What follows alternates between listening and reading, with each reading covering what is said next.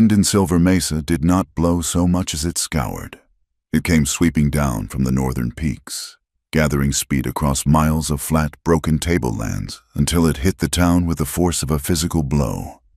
It carried the taste of grit and ancient dust, coating the tongue and stinging the eyes. The earth here was dry, a patchwork of cracked mud and brittle sagebrush that clung to the soil with desperate, woody roots. Above, the sky was a vast, terrifying dome of hard blue, empty save for the circling shapes of hawks hunting for anything that moved and the towering formations of storm clouds that piled up on the horizon every afternoon, promising thunder but rarely delivering the mercy of rain.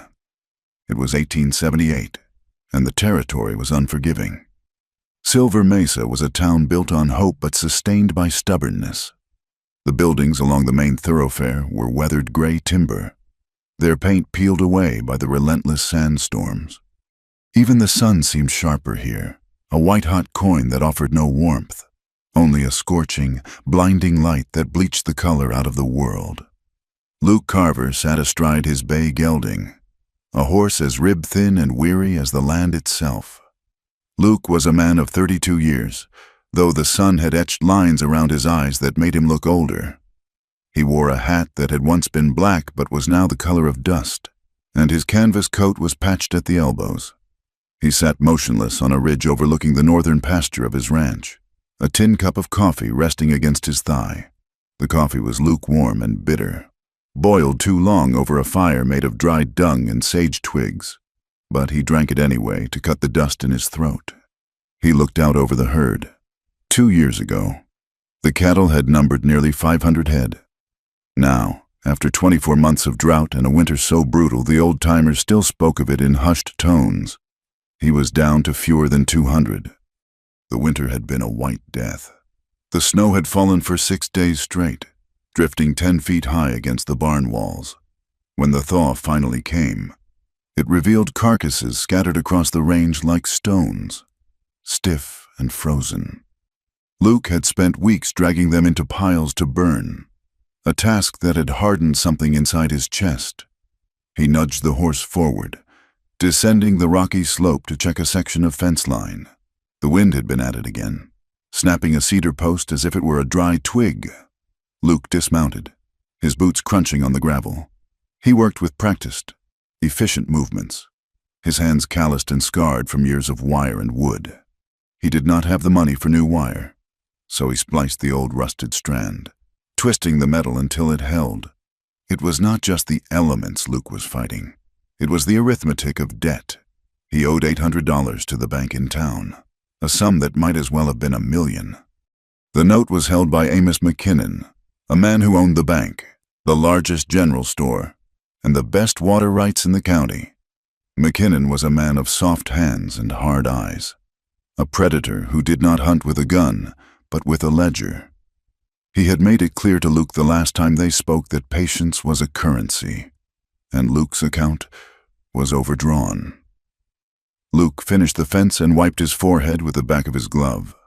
He mounted up and turned toward the distant cluster of buildings that marked the town. He had to go in for supplies, specifically flour and coffee, though he hated spending the coin. As he rode into Silver Mesa, the town was busy with the midday trade. Wagons rattled over the rutted dirt, and men shouted from the boardwalks. Luke kept his head down, the brim of his hat shading his eyes. He tied his horse outside the mercantile and walked toward the post office, his spurs chiming softly in the dust. Across the street, through the large glass window of the dressmaker's shop, he saw her, Eliza Ward. Everyone in town knew Eliza, though few had ever exchanged more than 3 words with her. She was small, with a frame that looked as though a strong gust might carry her away into the sagebrush. She stood on a stool, pinning the hem of a calico dress on a banker's wife who was talking animatedly. Eliza did not speak. Her movements were precise, economic, and fluid. She held pins in her mouth, taking them out one by one to secure the fabric. Her hair was pulled back in a severe, tight bun, revealing a neck that looked impossibly fragile. From where Luke stood, she looked like a shadow. She never looked out the window. She never looked at the other women in the shop. She kept her eyes on the work. her expression completely unreadable. It was not a look of concentration, but rather a look of profound absence, as if she had retreated so deep inside herself that the world could no longer touch her. Luke watched her for a moment longer than he intended. He had heard the talk. In a town like Silver Mesa, gossip was the only form of entertainment that cost nothing, and the townspeople spent it freely. They said she had bad blood. They whispered that she was cursed. Her history was a patchwork of rumors stitched together by idle tongues. Her mother had been a woman of loose morals, a dancer at the Double Eagle Saloon on the edge of town, a place respectable folks did not go. 5 years ago, a fire had consumed the small shack where Eliza and her family lived. It had been a dry, windy night, much like this one. The fire had burned hot and fast. Eliza's mother and her younger sister, a child of only 6, had perished in the flames. Eliza had been found outside, singed and choking, staring at the inferno with wide, shock-blank eyes. Since then, the stories had twisted. Some said Eliza had knocked over the lamp in a fit of rage. Others said she had stood by and watched it burn without screaming for help. They called her a witch, a jinx, a bringer of misfortune. Men in the saloons made crude jokes about her, speculating on whether the daughter of a saloon girl had inherited her mother's talents, while the church women pulled their skirts aside when she passed, fearing that her bad luck was contagious. Luke turned away from the window, feeling a sour taste in his mouth. He had no patience for gossip, having been the subject of enough of it himself when his own father died and left him with a mortgaged ranch and a half-wild herd. But he also had no room in his life for someone else's tragedy. He had his own ghosts to contend with. Later that evening, the sun began to dip below the western horizon, painting the sky in violent shades of bruised purple and blood orange. Eliza Ward left the dressmaker's shop through the back door. She clutched a worn gray shawl tightly around her shoulders, her knuckles white against the wool. She walked along the dirt road that led to the small boarding house room she rented on the outskirts of town. The wind picked up, whipping her skirts around her ankles. She walked with her head down, counting her steps, eyes fixed on the dirt. A group of boys, aged 10 or 12, were playing near the blacksmith's shed. When they saw her, the game stopped. "There goes the fire starter." One of them shouted, "Witch!" Another yelled. A small stone skittered across the dirt and struck the toe of her boot. Another flew past her ear, missing her by inches. Eliza did not flinch. She did not stop. She did not look up or shout at them to leave her alone. She simply stepped to the side, avoiding the next stone with a fluid, practiced motion, and kept walking. She had learned long ago that reaction was fuel. If she gave them nothing, no tears, no anger, no fear, eventually they would get bored. She was a ghost walking through a world of living, angry things. She reached the safety of the boarding house porch and slipped inside, the heavy door shutting out the jeers of the children and the howling of the wind. At the same hour, in the warm, lamplit study of the parsonage, Pastor Green sat opposite Amos McKinnon. The contrast between the two men was stark. Pastor Green was a thin, anxious man with a fraying collar and a genuine, if rigid, desire to impose order on a chaotic world. Amos McKinnon was broad, dressed in a tailored suit of dark wool, holding a crystal tumbler of whiskey which he swirled gently. The pastor looked distressed. "The moral fiber of this town is fraying." "Amos," Green said, wringing his hands, "there is too much drinking, too much idleness. And the rumors about that Ward girl are becoming poisonous. I hear talk of people wanting to run her out of town. If something happens to her, the blood will be on our hands." Amos took a slow sip of his whiskey. He did not care about the moral fiber of the town, nor did he care about Eliza Ward's safety. He cared about assets. And right now, he had two problems that could be solved with one stroke. "She is a disruption," Amos agreed, his voice smooth and deep, like gravel shifting in a riverbed. "A single woman with her reputation is a lightning rod for trouble. She needs a situation, a home, respectability." Green nodded vigorously. "Exactly, but who would take her? The men in this town treat her like a pariah." Amos set his glass down. "Not all men. We need a man who is desperate. A man who needs stability as much as she does. A man who can be leveraged. Green looked confused. Who do you mean? Luke Carver, Amos said. Carver? Green frowned. He is struggling. I spoke to him last Sunday. He looked like a man at the end of his rope. He is, Amos said. He owes the bank $800. He cannot pay. I am preparing the foreclosure papers this week. The ranch will be mine before the first snow. That is terrible, Green said softly. His father was a good man. Amos leaned forward, his eyes cold and sharp.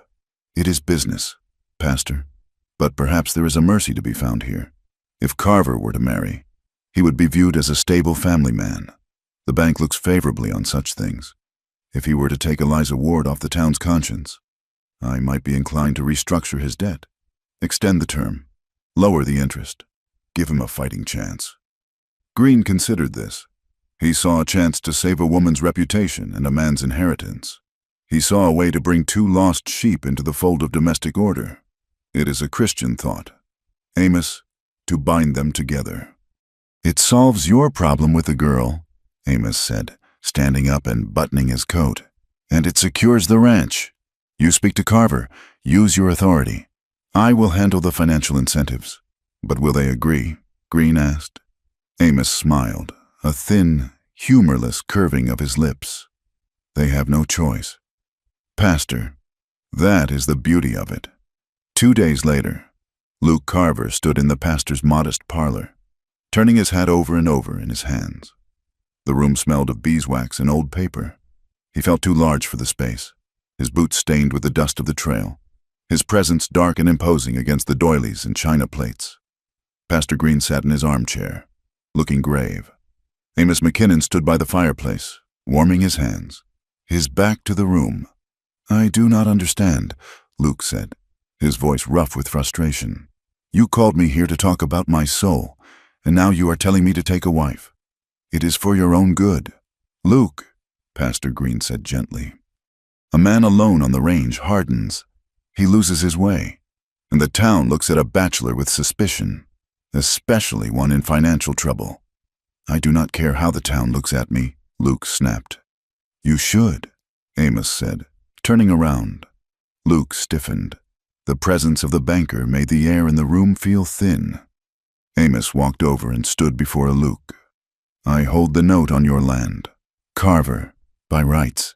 I should have foreclosed last month. You are 2 payments behind. I will have the money after the autumn roundup, Luke said, though he knew it was a lie. The cattle were too thin to fetch a good price. Amos shook his head. Too little, too late. However, the pastor and I have discussed a way to help you. The community needs stability. We have a young woman, Eliza Ward, who needs a home, a husband. Luke laughed, a harsh, barking sound.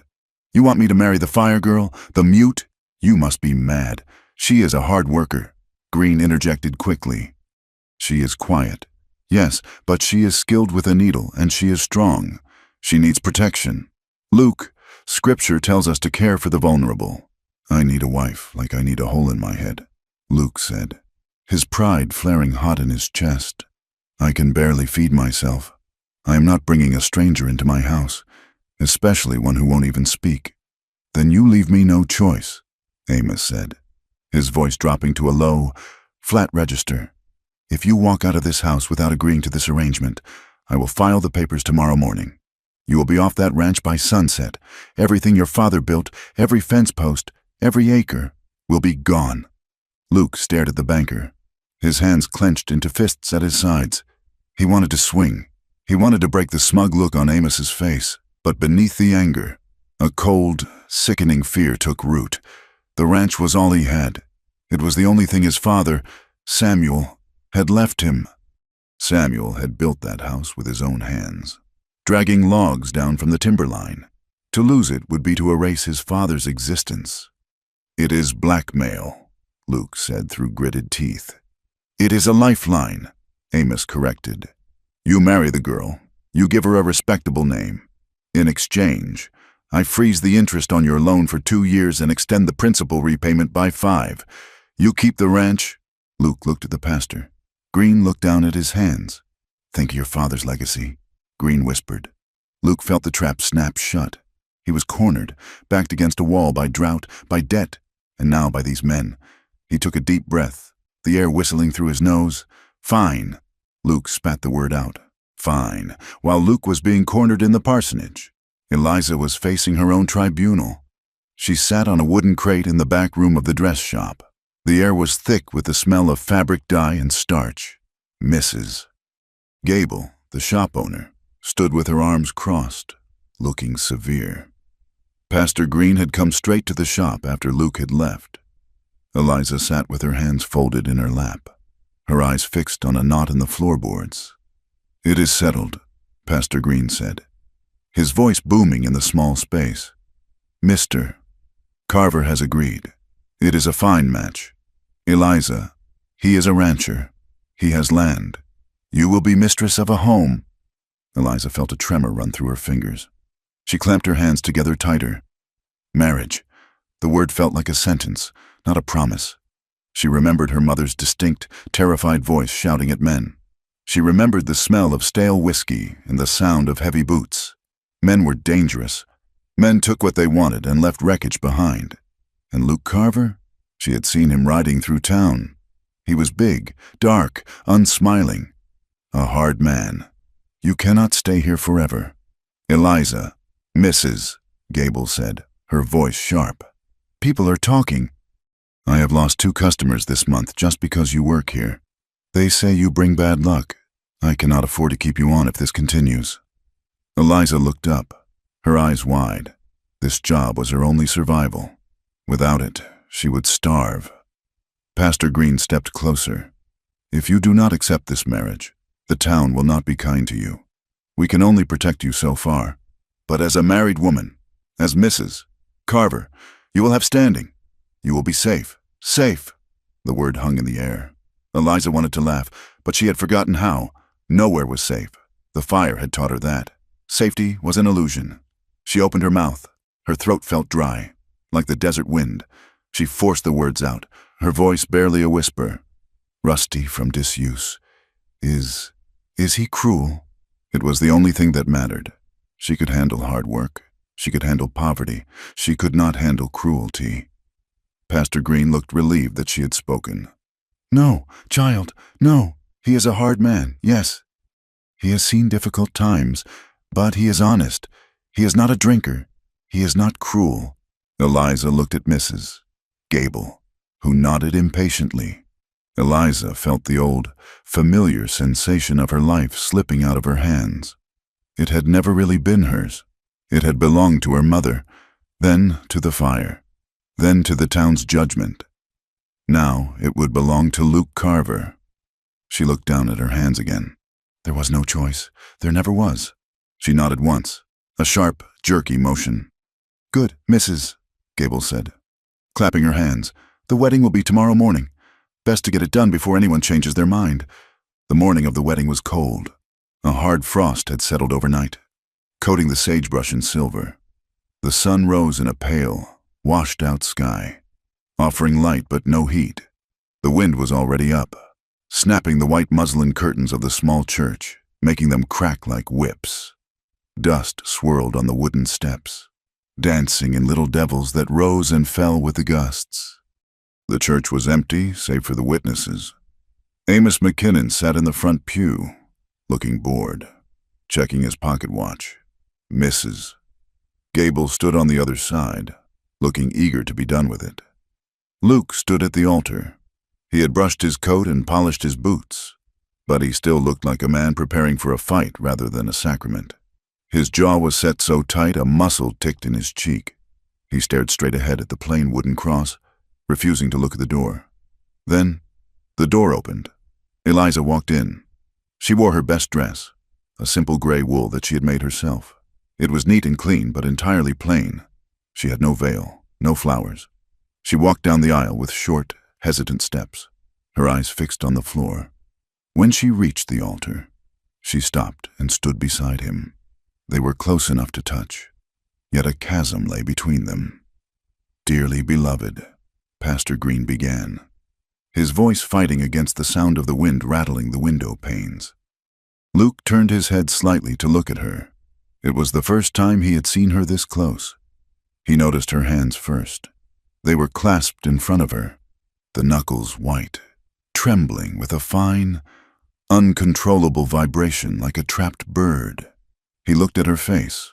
Her skin was pale, almost translucent, and there were bruising purple shadows beneath her eyes, as if she had not slept in days.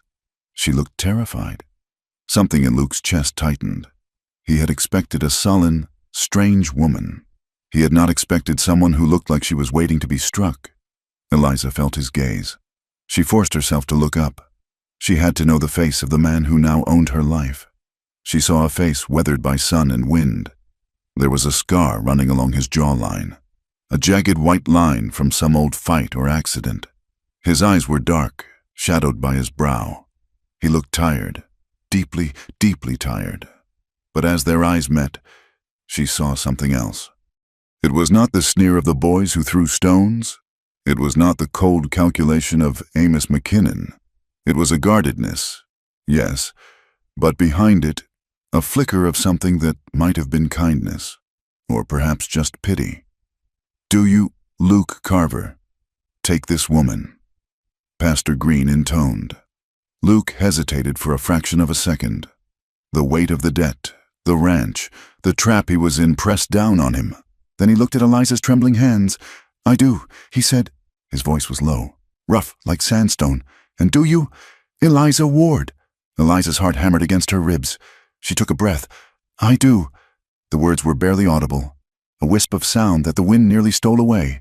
But in that moment, she looked at him again. Her eyes met his, a sharp, quick glance. For a second, the contact was electric, a spark in dry grass. It was intense, searching, and painfully raw.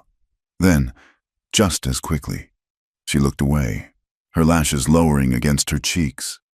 Luke felt a jolt in his chest, a physical thud that had nothing to do with the debt or the ranch. He blinked, startled by the intensity of the small, silent woman beside him. "I now pronounce you man and wife," Green said. There was no kiss. Neither of them moved to close the distance.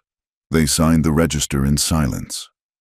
Amos McKinnon nodded to Luke as they walked out, a smug, satisfied tilt of his head that made Luke's blood boil.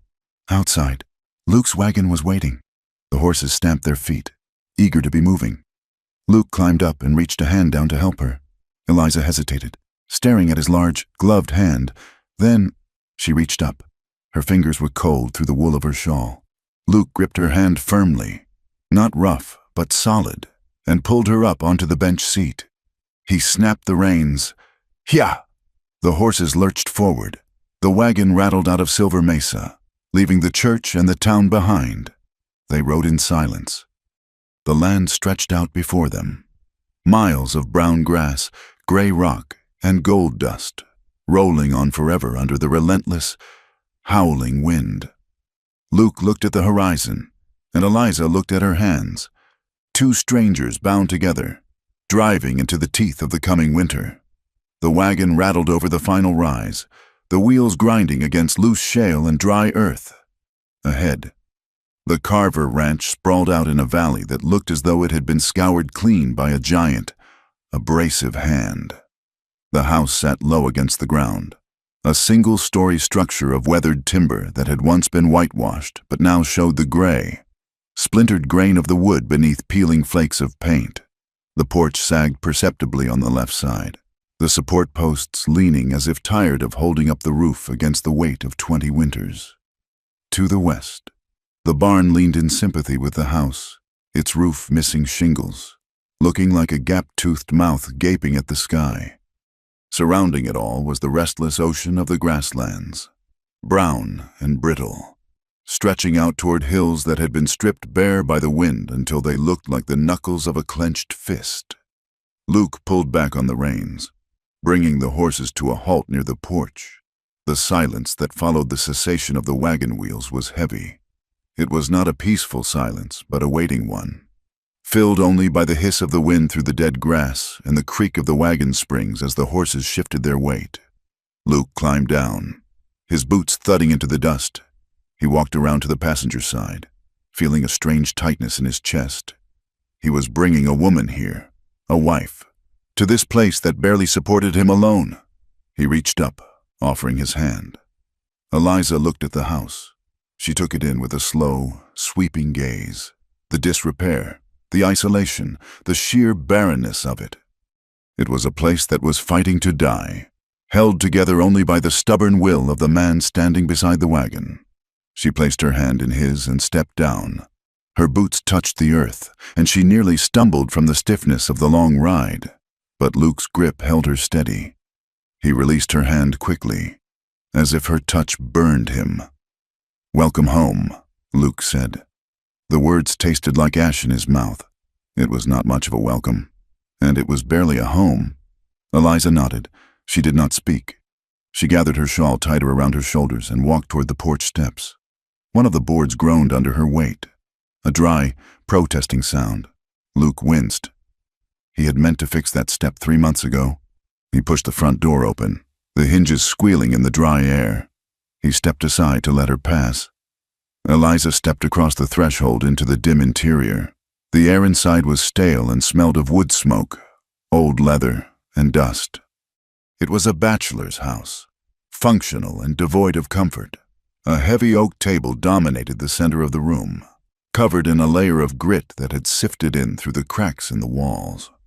A cast-iron stove sat cold in the corner.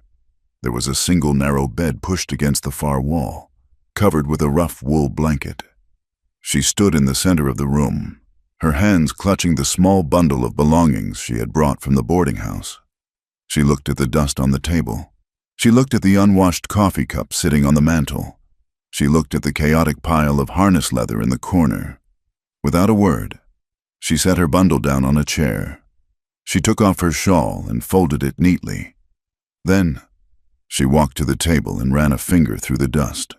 It was an instinctive movement, a need to impose some small measure of order on a world that felt vast and uncontrollable. If she could clean the table, perhaps the rest of the chaos would stay at bay. Luke stood in the doorway, watching her. He felt a sudden, hot flush of shame. He saw the room through her eyes, the poverty, the neglect. "It is not much," Luke said, his voice booming too loud in the small space. He cleared his throat and tried to lower his volume. "I have been busy with the herd. Housekeeping falls behind." Eliza turned to him. Her face was blank, but her eyes were taking in everything. She nodded again, a small, sharp dip of her chin. "The water pump is out back," Luke said, gesturing vaguely toward the kitchen door. "The pantry is through there.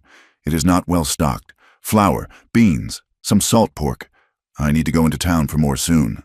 He walked over to a small basin stand near the window. "And this is the wash basin. The mirror is cracked, but it works." He shoved his hands deep into his pockets, rocking back on his heels. He did not know what to do with himself. Usually, he would come in, throw his coat on the chair, and pour a drink. Now, he felt like a guest in his own skin. "I will. I have to check the horses," Luke stammered. He turned and fled the house, the door banging shut behind him. Eliza stood alone in the silence, the sound of the wind pressing against the walls. She let out a long, shaky breath that she had been holding since the church. She looked at the broom standing in the corner. She walked over, picked it up, and began to sweep. That evening, the sun went down in a blaze of red that made the horizon look like a wound. Inside the house, Luke had lit the kerosene lamp on the table. The golden light pushed back the shadows but seemed to make the silence thicker. They sat across from each other at the wooden table. Eliza had found the beans and the pork, and she had managed to heat them into a stew that tasted far better than anything Luke had cooked for himself in years. She ate with small, precise movements, her eyes fixed on her plate. The only sounds were the metallic clink of spoons against tin plates and the mournful, high-pitched keening of the wind as it searched for cracks in the siding. Every time the wind gusted, the flame in the lantern flickered, sending shadows dancing across Eliza's face. Luke watched her surreptitiously. She was so small. She took up almost no space at the table, almost no space in the room. yet her presence was overwhelming. He was acutely aware of her breathing, of the way her hand moved to tuck a stray lock of hair behind her ear, of the scent of lavender soap that clung to her skin, a sharp contrast to the smell of dust and cattle that usually permeated the house. He wanted to say something. He wanted to ask her if the food was enough, if she was cold, if she regretted saying yes to the pastor. But the words felt heavy and clumsy in his mind, so he said nothing. When the meal was finished, Eliza stood immediately to clear the plates. "Leave them," Luke said. Eliza froze, looking at him with wide, startled eyes. Luke softened his tone. "You cooked. I will wash." She hesitated, looking at the plates, then at him. She seemed unsure of how to process the offer. After a moment, she stepped back and nodded. Luke stood and gathered the dishes. He took them to the basin and began to scrub. The domesticity of it felt strange, alien. When he turned back, Eliza was standing by the narrow bed, looking at it with an unreadable expression. "There is only one bed," Luke said. The awkwardness returned, crashing over him like a wave. Eliza looked at the floor, her shoulders hunching slightly. "You take it," Luke said firmly. "I have slept on the ground more nights than I have slept in a bed. A blanket by the stove will suit me fine." Eliza looked up, her mouth opening slightly as if to protest. She made a small, negation gesture with her hand. "I insist," Luke said, his voice leaving no room for argument. "I am not going to make you sleep on the floor." "Eliza," she looked at him for a long moment, searching for the cruelty she had been warned about, the hardness she expected. She found only a stubborn, weary courtesy. She nodded and turned to the bed. Luke took a spare blanket and a saddle blanket from the corner pile.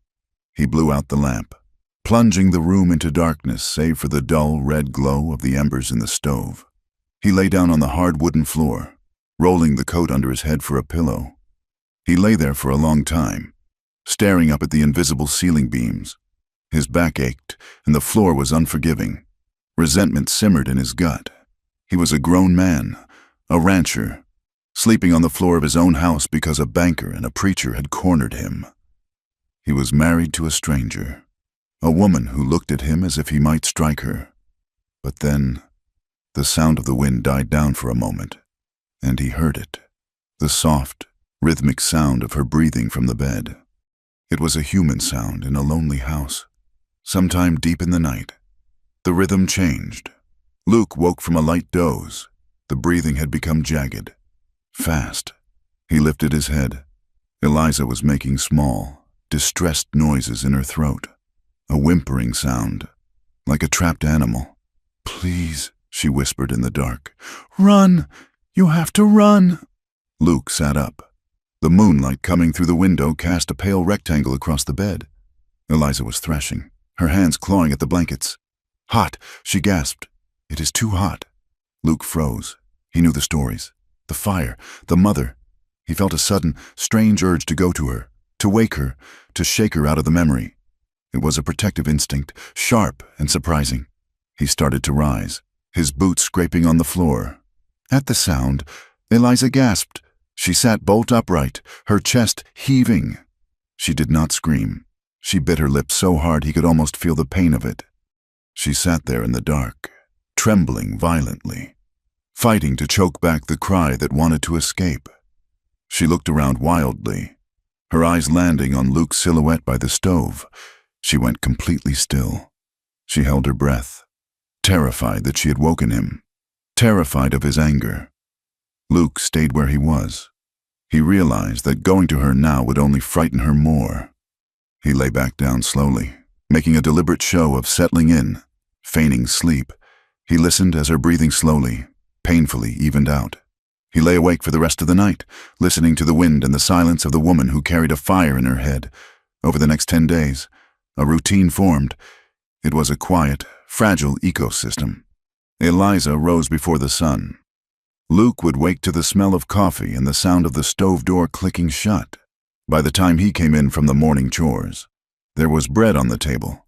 Simple, dense loaves that filled his belly better than the hardtack he was used to.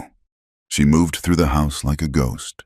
She fetched water from the pump, carrying the heavy buckets with stiff, careful steps, balancing the weight against her slight frame. She found his torn shirts, the ones he had thrown in a pile to be used as rags, and mended them. Her stitches were tiny and precise, the work of a professional seamstress. She repaired the worn leather straps of his saddlebags, oiling the leather until it was supple again.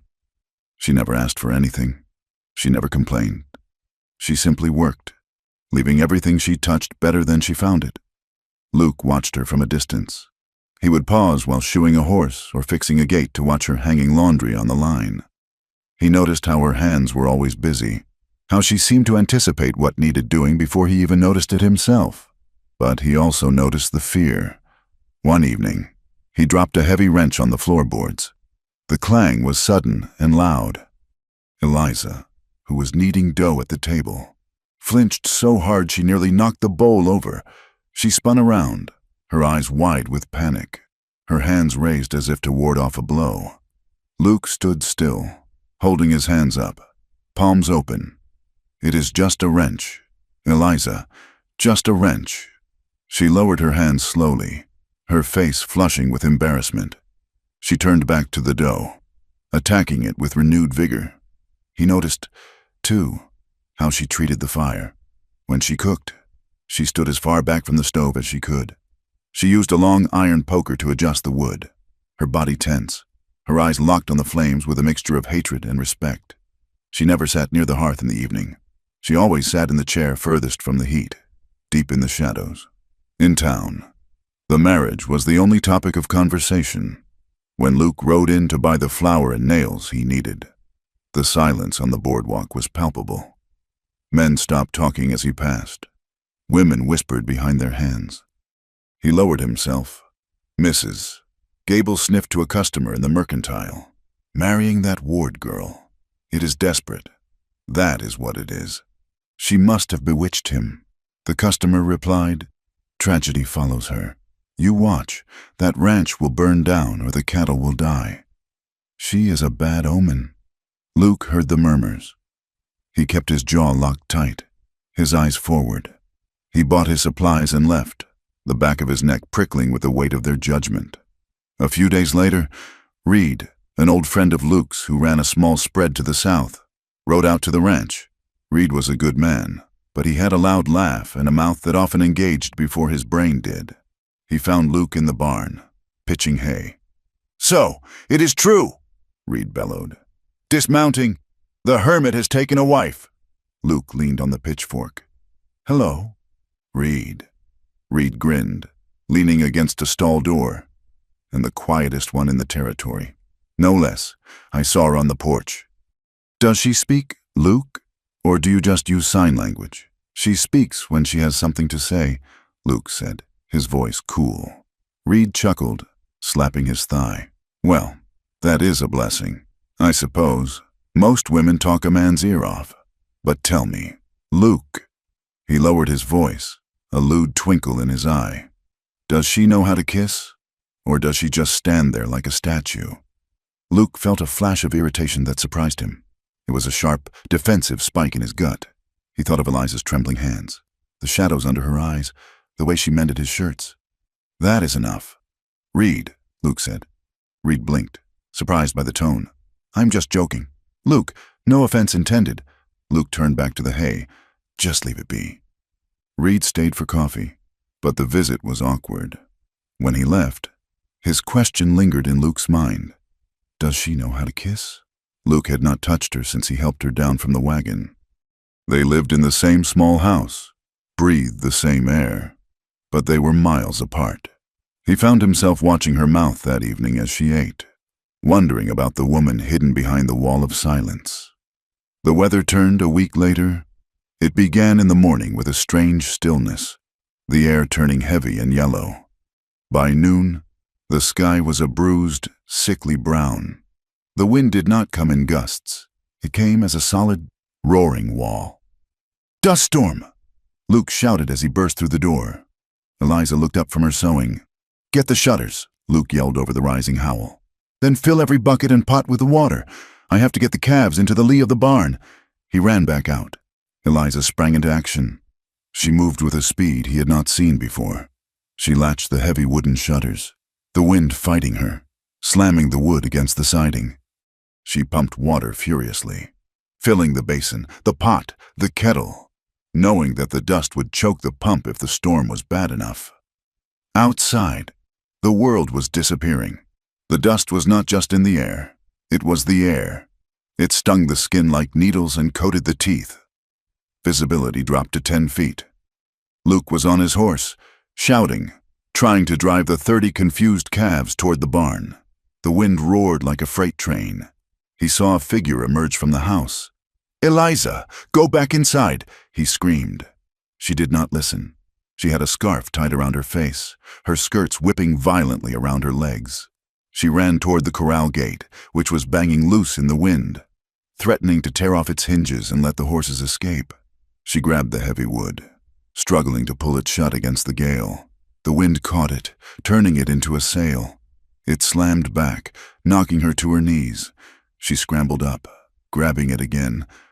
Luke spurred his horse, jumping off before the animal had fully stopped. He ran to her. The gate swung inward with the force of the wind, aiming straight for her. "Look out!" Luke lunged. He grabbed Eliza by the waist and yanked her back.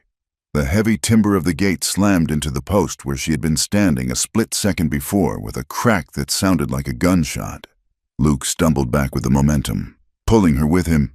He pinned her against the side of the barn to shield her from the flying grit. For a heartbeat, the world stopped. The wind howled, the dust swirled, but in the small space between them, there was a sudden, shocking stillness. Luke's hands were gripping her waist tightly. His body was pressed against hers, hard and unyielding. He could feel the rapid rise and fall of her chest against his own. His face was inches from hers. He looked down into her eyes. They were wide, the pupils blown, framed by lashes coated in golden dust. Her cheeks were flushed from the exertion and the wind. He felt the heat of her. She was not a ghost. She was solid, warm, alive. The scent of her, lavender and rain, cut through the smell of dust. Eliza looked up at him. She felt the strength of his hands on her waist, the solid wall of his chest. For a moment, she did not move. She felt a strange, terrifying pull, a magnetism that made her want to lean in. Then, the fear kicked in, the memory of rough hands, of being trapped. She pulled back sharply, gasping. She scrambled out of his hold, her eyes darting away. "The latch!" she shouted, her voice thin in the wind. "I have to check the latch." She turned and ran toward the chicken coop, her head down against the storm. Luke stood there for a moment, his hands still raised, the ghost of her warmth burning his palms.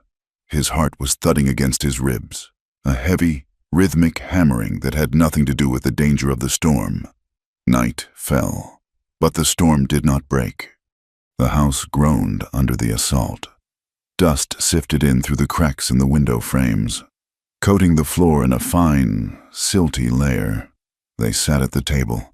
The only light came from the kerosene lantern, which Luke had turned low to conserve fuel. The wind rattled the door in its frame, a constant, aggressive shaking. Eliza sat with her hands clasped tight on the table. Every time the house creaked, she flinched. Her eyes kept darting to the lantern flame, then to the dark corners of the room. Luke watched her. He saw the terror radiating off her in waves. He reached out and took the handle of the lantern. Eliza stiffened. "I'm not going to put it out," Luke said softly. He moved the lantern slightly closer to him, shielding the flame with his body so it wouldn't flicker in the drafts. "I will keep it safe. Eliza," he said, "it will not fall. I promise." Eliza looked at him. The shadows played across his scarred face. He looked solid, like a rock in a river. "Thank you," she whispered. Her voice was soft, hesitant, but there was a steel core to it that surprised him. "I do not like storms," she admitted, her gaze dropping to the table. "They make me remember bad times." She did not say fire. She did not have to. Luke nodded. "I know." He leaned back in his chair, the wood creaking. "I am sorry about the gate today. I did not mean to grab you so rough. You saved me," Eliza said.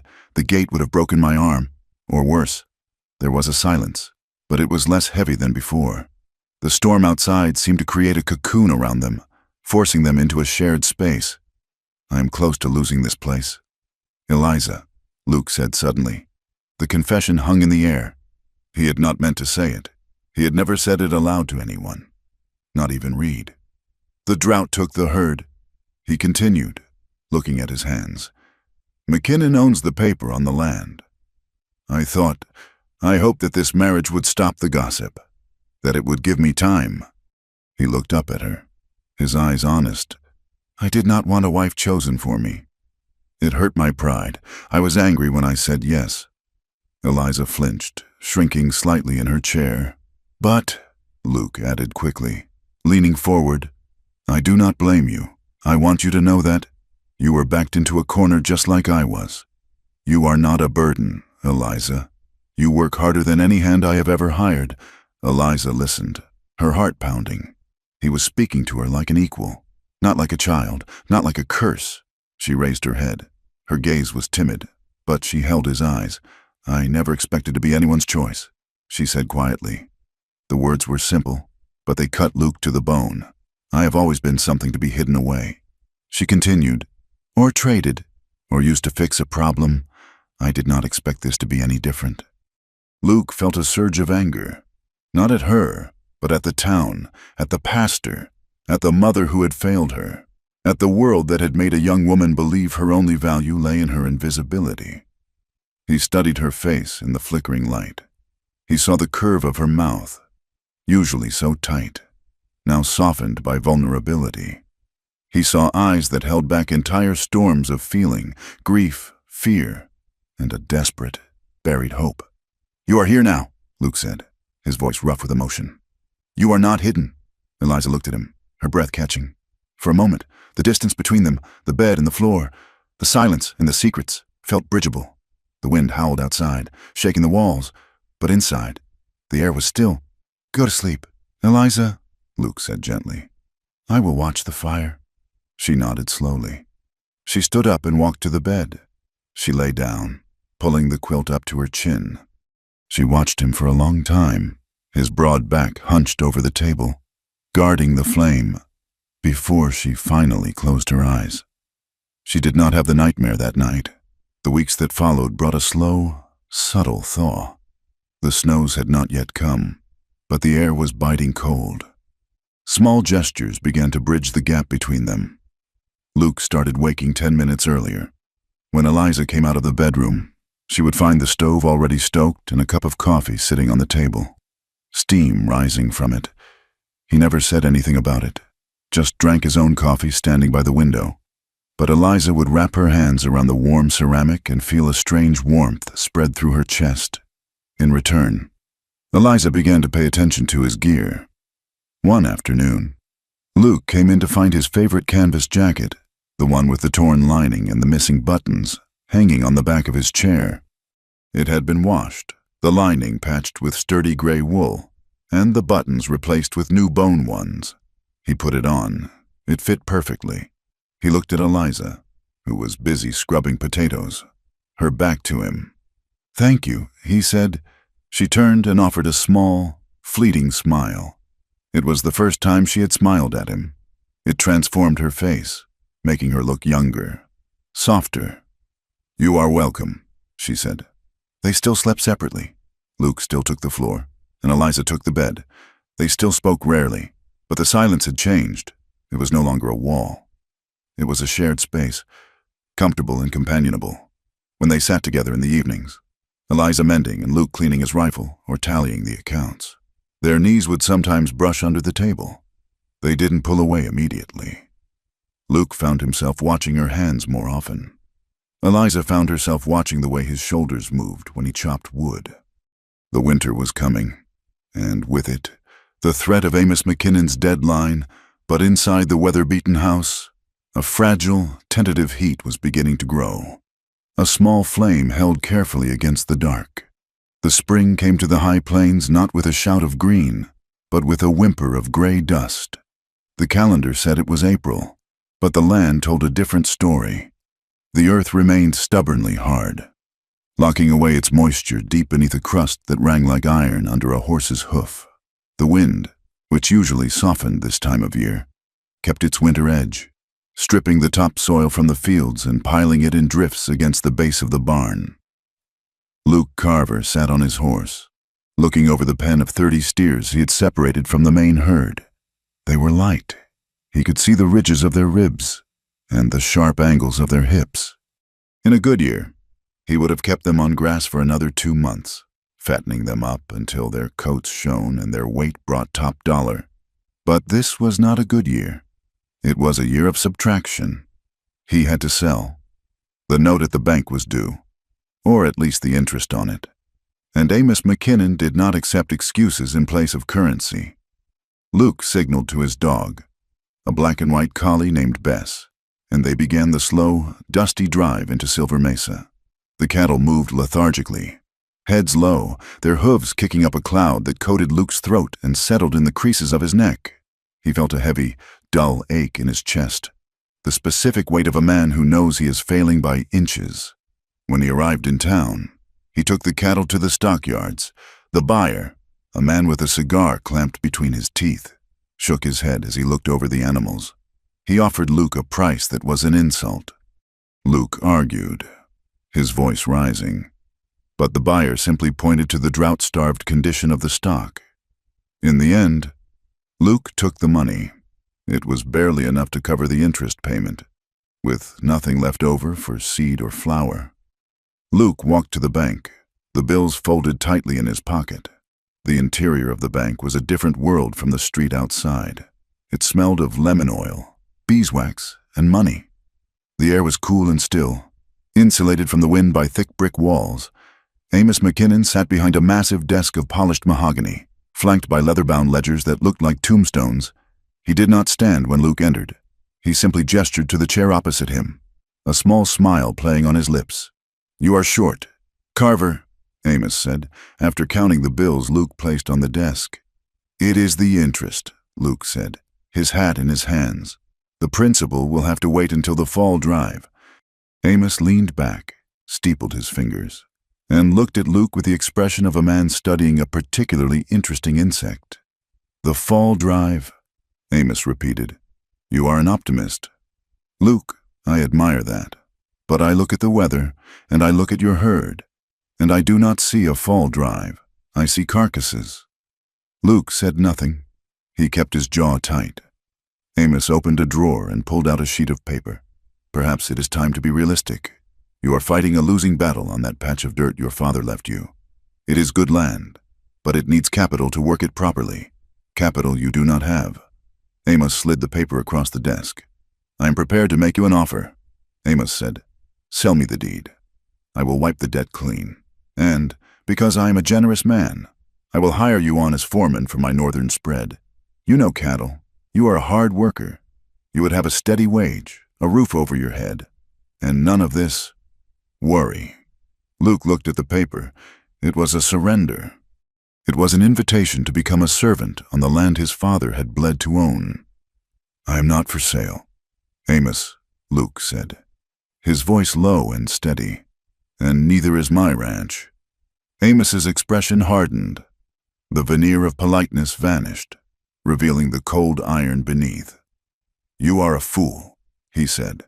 "You are drowning, and I am offering you a rope. If you do not pay the full installment by the next quarter, I will not ask again. I will foreclose. I will take the house, the land, and whatever livestock is left standing. And you and that mute wife of yours will be on the street." Luke stood up. He placed his hat on his head and looked down at the banker. "You will get your money," Luke said, "but I will not work for you.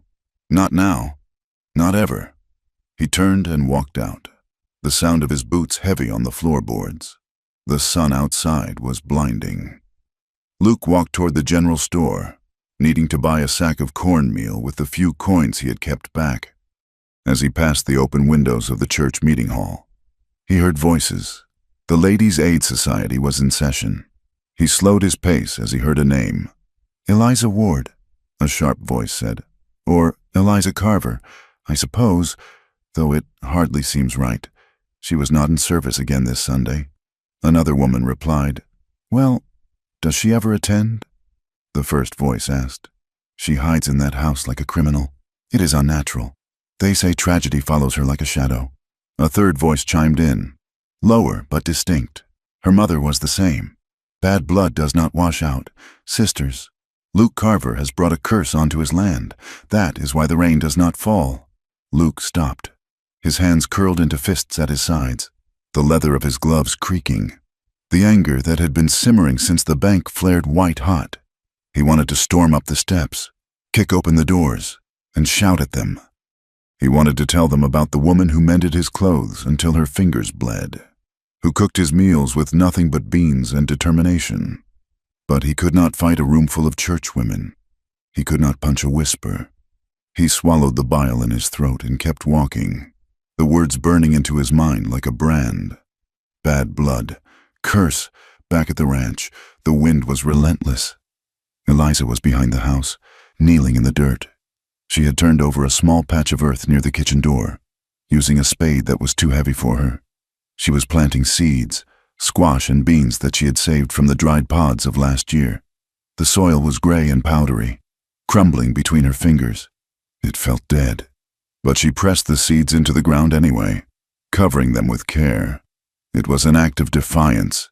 If she could make something grow here, in this unforgiving place, perhaps she could belong here.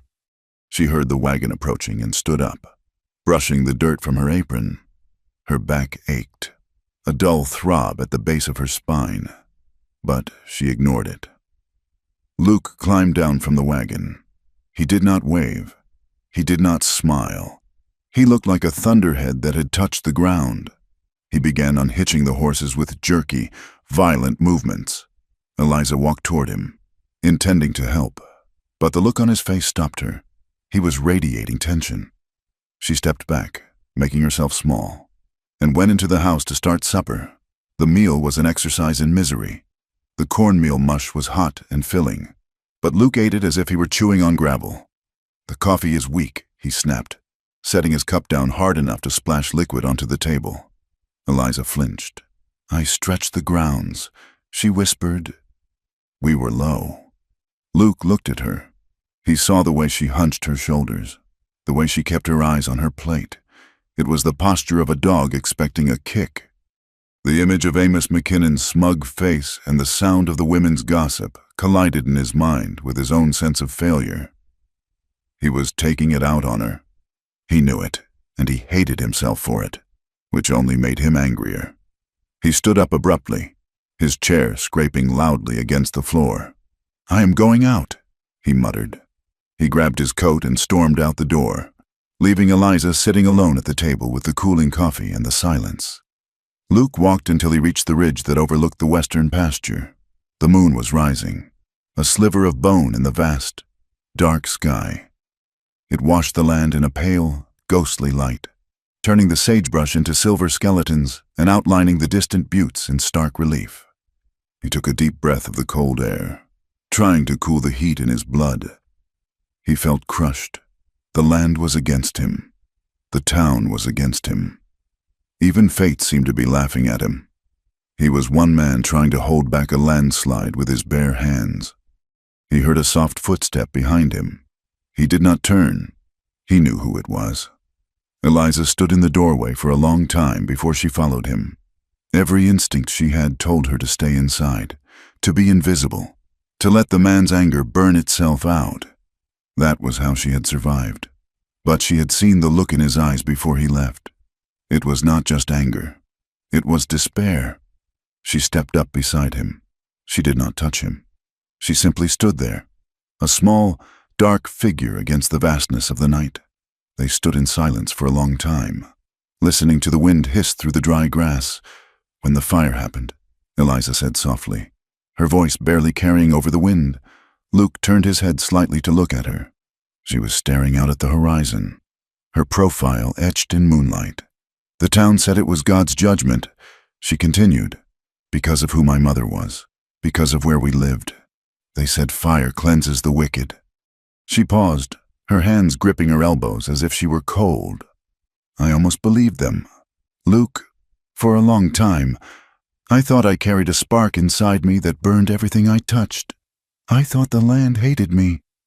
Luke turned fully toward her now. He had never heard her speak so many words at once. "Why did you never say anything to them?" Luke asked. "To the people who said those things?" Eliza looked down at her boots. "Because speaking never changed anything. People hear what they want to hear. If I defended myself, they called me insolent. If I cried, they called me weak. Silence was the only thing that was mine. It was a wall I built so they could not see how much they hurt me." Her voice trembled on the last words, but she did not cry. She lifted her chin and looked back at the dark line of the horizon. Luke felt an ache in his throat. He looked at this woman, this quiet, terrified woman, and he saw a strength that shamed him. She had endured a hell he could barely imagine, and she was still standing. She was still planting seeds in the dust. He looked out at the land. During the war, Luke said it was his turn. He had not spoken of the war to anyone in 10 years. I rode with a unit that did hard things. We were in Missouri. It was not like the battles you read about in the papers. It was neighbor against neighbor. Ambushes, barn burning. He took a jagged breath. We came upon a farmhouse one night. We thought it was a supply depot for the Jayhawkers. It wasn't. It was just a family. A man and his sons. He stopped. He could still smell the smoke. He could still hear the shouting. I did things that night that I cannot undo. Eliza, when I came home, I thought I was damned. I thought I had no right to a life. I have tried to make this ranch into something decent, something clean, to balance the scales. He looked at his hands, calloused and scarred. But I think the scales are too heavy on one side, he whispered. Eliza turned to him. She reached out, her hand hovering for a moment before she lightly touched his sleeve.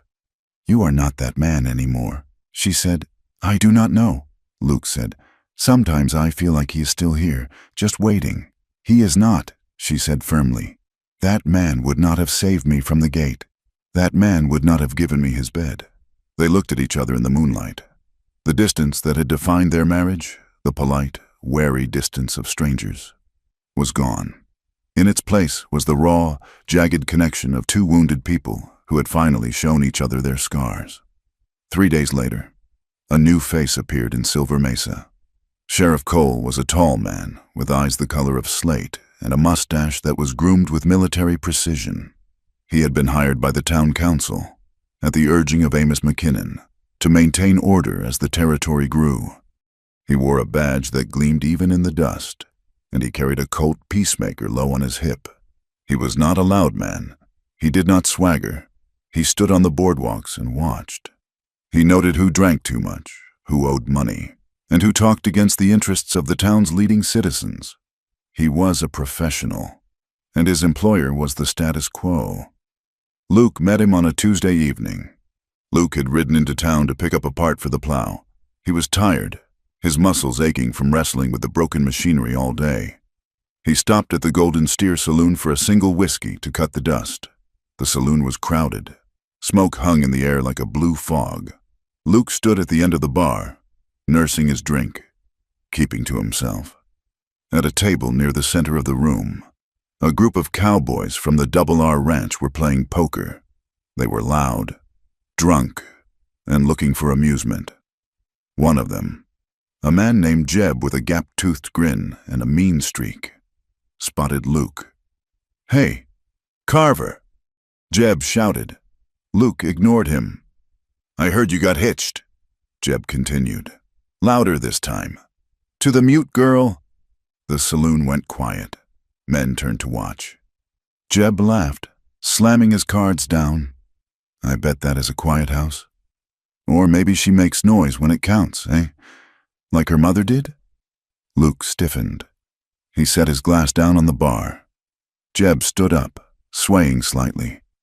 "My PA used to visit her mother, said she was the best ride in the territory. Guess the apple does not fall far from the whore's tree." The word hung in the air. Whore. Luke turned. He did not think. He did not calculate the consequences. The rage that he had swallowed outside the church. The shame he had felt at the bank. the protectiveness he felt for the woman planting seeds in the dirt. It all coalesced into a single point of motion. He crossed the distance in 2 strides. Jeb was still grinning when Luke's fist connected with his jaw. There was a sickening crunch. Jeb's head snapped back, and he went down like a sack of grain, crashing into the table and sending cards and whiskey flying. Jeb groaned, rolling on the floor, blood pouring from his mouth. Luke stood over him, his chest heaving, his fists still clenched. "Get up," he snarled. "Say it again. That is enough." The voice cut through the room like a whip crack. Sheriff Cole stepped through the bat-wing doors. He walked calmly into the center of the room, his hand resting casually on the butt of his gun. He looked at Jeb on the floor, then at Luke. "You have a heavy hand." "Mr. Carver," Cole said. "He insulted my wife," Luke said, his voice shaking with adrenaline. Cole nodded slowly. "Words are wind. Carver, broken jaws are a crime." He looked up toward the balcony that overlooked the saloon floor. Amos McKinnon was standing there, a cigar in his hand. He looked down at the scene with a look of quiet satisfaction. "We are trying to build a civilized town here," Cole said, turning back to Luke. "We cannot have brawling in the streets, especially not from a man who owes the bank as much as you do. It looks unstable." Luke followed Cole's gaze to Amos. He realized, with a sinking feeling, that he had walked right into a trap. "Go home."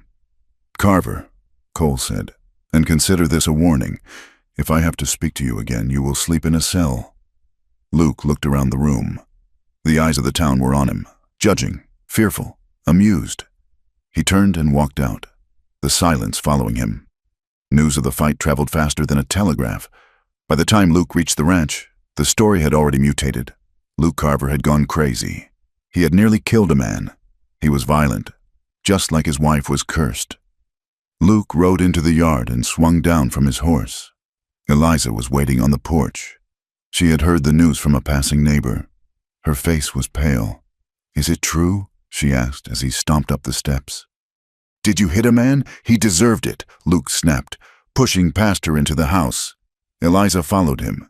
"He called me a whore's daughter, didn't he?" Luke stopped. He turned to face her. "Yes, he did." Eliza's hands were shaking. "And for that, you risked everything." "Luke, the sheriff is Amos's man. They are looking for a reason to take you down. You cannot give them one." "I defended your name," Luke shouted. "Do you expect me to stand there and let them filth talk you? I expect you to be smart," Eliza cried out, her voice rising to a volume he had never heard before. "I have lived with insults my whole life. They are just words. But if you are in jail, who runs the ranch? Who pays the debt? We lose everything." "Luke, I have a name," Luke roared, slamming his hand on the table. "I have land. I have to protect it." Eliza stepped forward, her eyes blazing with tears. "And I have been a name with no protection at all," she shouted back. The room went deadly silent. Eliza stood there, breathing hard. "My whole life. Men have said what they wanted, done what they wanted. I had no father to punch them. I had no husband to challenge them. I learned to survive by making myself stone. And now you are going to throw away our only chance at a future because of your pride?" Luke stared at her. The words hit him like physical blows. He saw the years of fear and vulnerability behind her anger. He saw the little girl watching her house burn. He opened his mouth, but no words came. He felt ashamed. And because he felt ashamed, he felt defensive. He turned away. "I did it for you," he said, his voice low and bitter. He walked into the bedroom and slammed the door. The night was cold. The wind rattled the loose boards of the porch. A lonely, skeletal sound. Coyotes howled in the distance, yipping and crying at the moon. Eliza stood by the window in the main room. She had not lit the lamp. She stared out at the darkness, feeling the old, familiar pressure in her chest, the urge to run, to disappear, to just vanish into the sagebrush before she caused any more harm. Tragedy follows her. The women were right. He had been a quiet, hard-working man before she came. Now he was brawling in saloons. Now he was a target. She heard the bedroom door open. Luke walked out. He was in his stocking feet. He moved slowly across the floor until he was standing a few feet behind her. "Eliza," he said. She did not turn. Luke took a breath. "You were right." Eliza closed her eyes. "I let my anger drive the wagon," Luke said, his voice rough. "I should have been smarter. I should have protected you by keeping us safe, not by throwing punches." He stepped closer. "I am sorry." Eliza turned around. The moonlight coming through the window caught the wet tracks of tears on her cheeks. She looked at him, this big, scarred, stubborn man who was trying so hard to be good in a world that wanted him to be hard. She did not look away. For the first time, she did not drop her gaze. She stepped closer to him. She reached up, her fingers trembling slightly, and touched his cheek. Her thumb brushed over the jagged white line of the scar on his jaw. Luke went very still. The air between them seemed to charge with static electricity. He could smell the lavender soap on her skin. He could see the war in her eyes, fear fighting with defiance. "I am tired," Eliza whispered. Luke watched her, mesmerized. "Tired of what?" "I'm tired of being quiet," she said, her voice gaining a low, thrumming intensity. "I am tired of hiding, and I am tired of being treated like a burden that you have to carry." She looked deep into his eyes. "I want to choose. Luke, just once, I want to choose something for myself." Luke's breath hitched. "What do you choose?" Eliza did not answer with words. She lifted onto her toes. She grabbed the front of his shirt in her fists, pulling him down toward her. She kissed him. It was not a tentative, shy peck. It was a collision. It was years of bottled longing, years of silence, years of needing to be seen, all pouring out in a single moment. Her mouth moved against his with a fierce, searching intensity. It was desperate and hot and demanding. Luke was stunned. For a second, he stood frozen, his arms at his sides, his mind reeling. He had thought she was breakable. He had thought she was made of glass, but the woman kissing him was fire. He felt the solid floor drop away beneath him. All his careful restraint, all the nights sleeping on the hard floor, all the distance he had kept to make her feel safe, it was swept away like dust in a gale. He made a low sound in his throat. He brought his hands up and grabbed her waist, pulling her body hard against his. He kissed her back, matching her intensity. The world narrowed down to the heat of her mouth, the grip of her hands on his shirt, the rough catch of her breath against his cheek. He was overwhelmed. It was not just desire, though that was there, hot and urgent. It was the realization that he had been wrong about her. She was not the quietest woman in town. She was a storm, and she was choosing him. She was burning through every lie he had told himself about what he deserved. They clung to each other in the dark room, the wind howling outside, the coyotes crying, two people trying to merge into one to withstand the weight of the world. When they finally pulled apart, they were both breathing hard. Eliza's lips were swollen, her eyes wide and dark. Luke's hands were still gripping her waist, as if he was afraid she might vanish if he let go. There was a long, raw silence. There were no jokes, no pretty words. There was only the sound of their breathing and the shared, terrifying awareness that everything had changed. The wall was gone, and neither of them knew what would happen next, only that they would face it from the same side of the line. The air in the small, weather-beaten house had changed. It was no longer the stale, silent air of two strangers sharing a roof out of necessity. It was charged, heavy with a new kind of electricity that hummed beneath the floorboards and crackled in the spaces between them. In the days following that night, the night the wind had howled and Eliza had crossed the distance between them, Luke and Eliza moved around each other with a heightened, almost painful awareness. The memory of the kiss hung in the room like smoke. It was in the way Luke paused with his coffee cup halfway to his mouth when Eliza walked into the kitchen, the morning light catching the stray hairs escaping her braid. It was in the way Eliza's hands stilled over the bread dough when she felt Luke's gaze on her back, a physical weight she no longer wanted to shrug off. They did not speak of it directly. Words were still difficult terrain for them, full of potential pitfalls and old habits of silence. But the physical distance that had defined their marriage began to erode.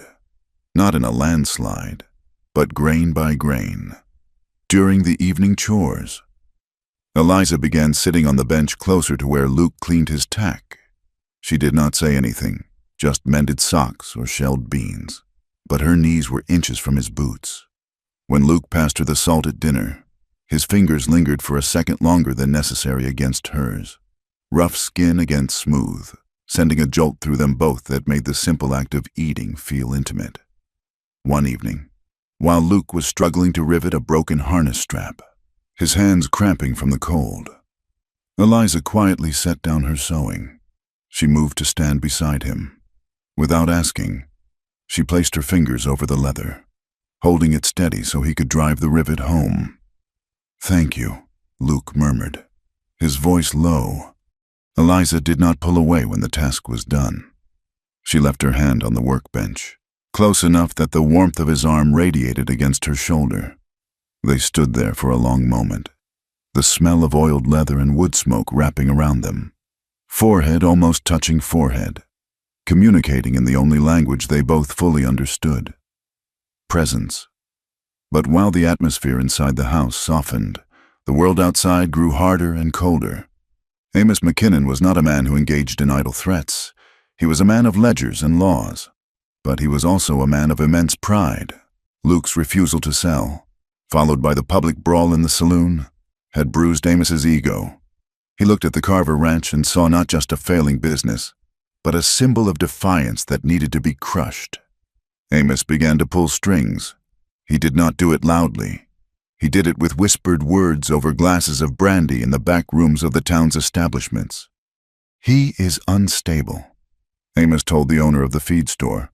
"You saw him at the saloon, violent, unpredictable, and that woman." He would let the sentence hang, allowing the other man's prejudices to fill in the blank. Rumors began to swirl through Silver Mesa like dust devils. They said Luke was losing his mind. They said Eliza had worked some kind of dark spell on him, that her silence was not shyness, but something more sinister, a communion with spirits that did not belong in a Christian home. Pastor Green heard the whispers. He heard them in the sewing circle and in the vestibule after Sunday service. He saw the way people crossed the street to avoid the dress shop when Eliza was working. Guilt began to gnaw at him. He had orchestrated this union to save Eliza's reputation and Luke's soul, but it seemed he had only pinned a target on their backs. He spent long hours in prayer, asking if he had done the Lord's work or simply Amos McKinnon's bidding. Sheriff Cole, meanwhile, watched. He sat on the porch of the jailhouse, tipping his chair back, his eyes scanning the street.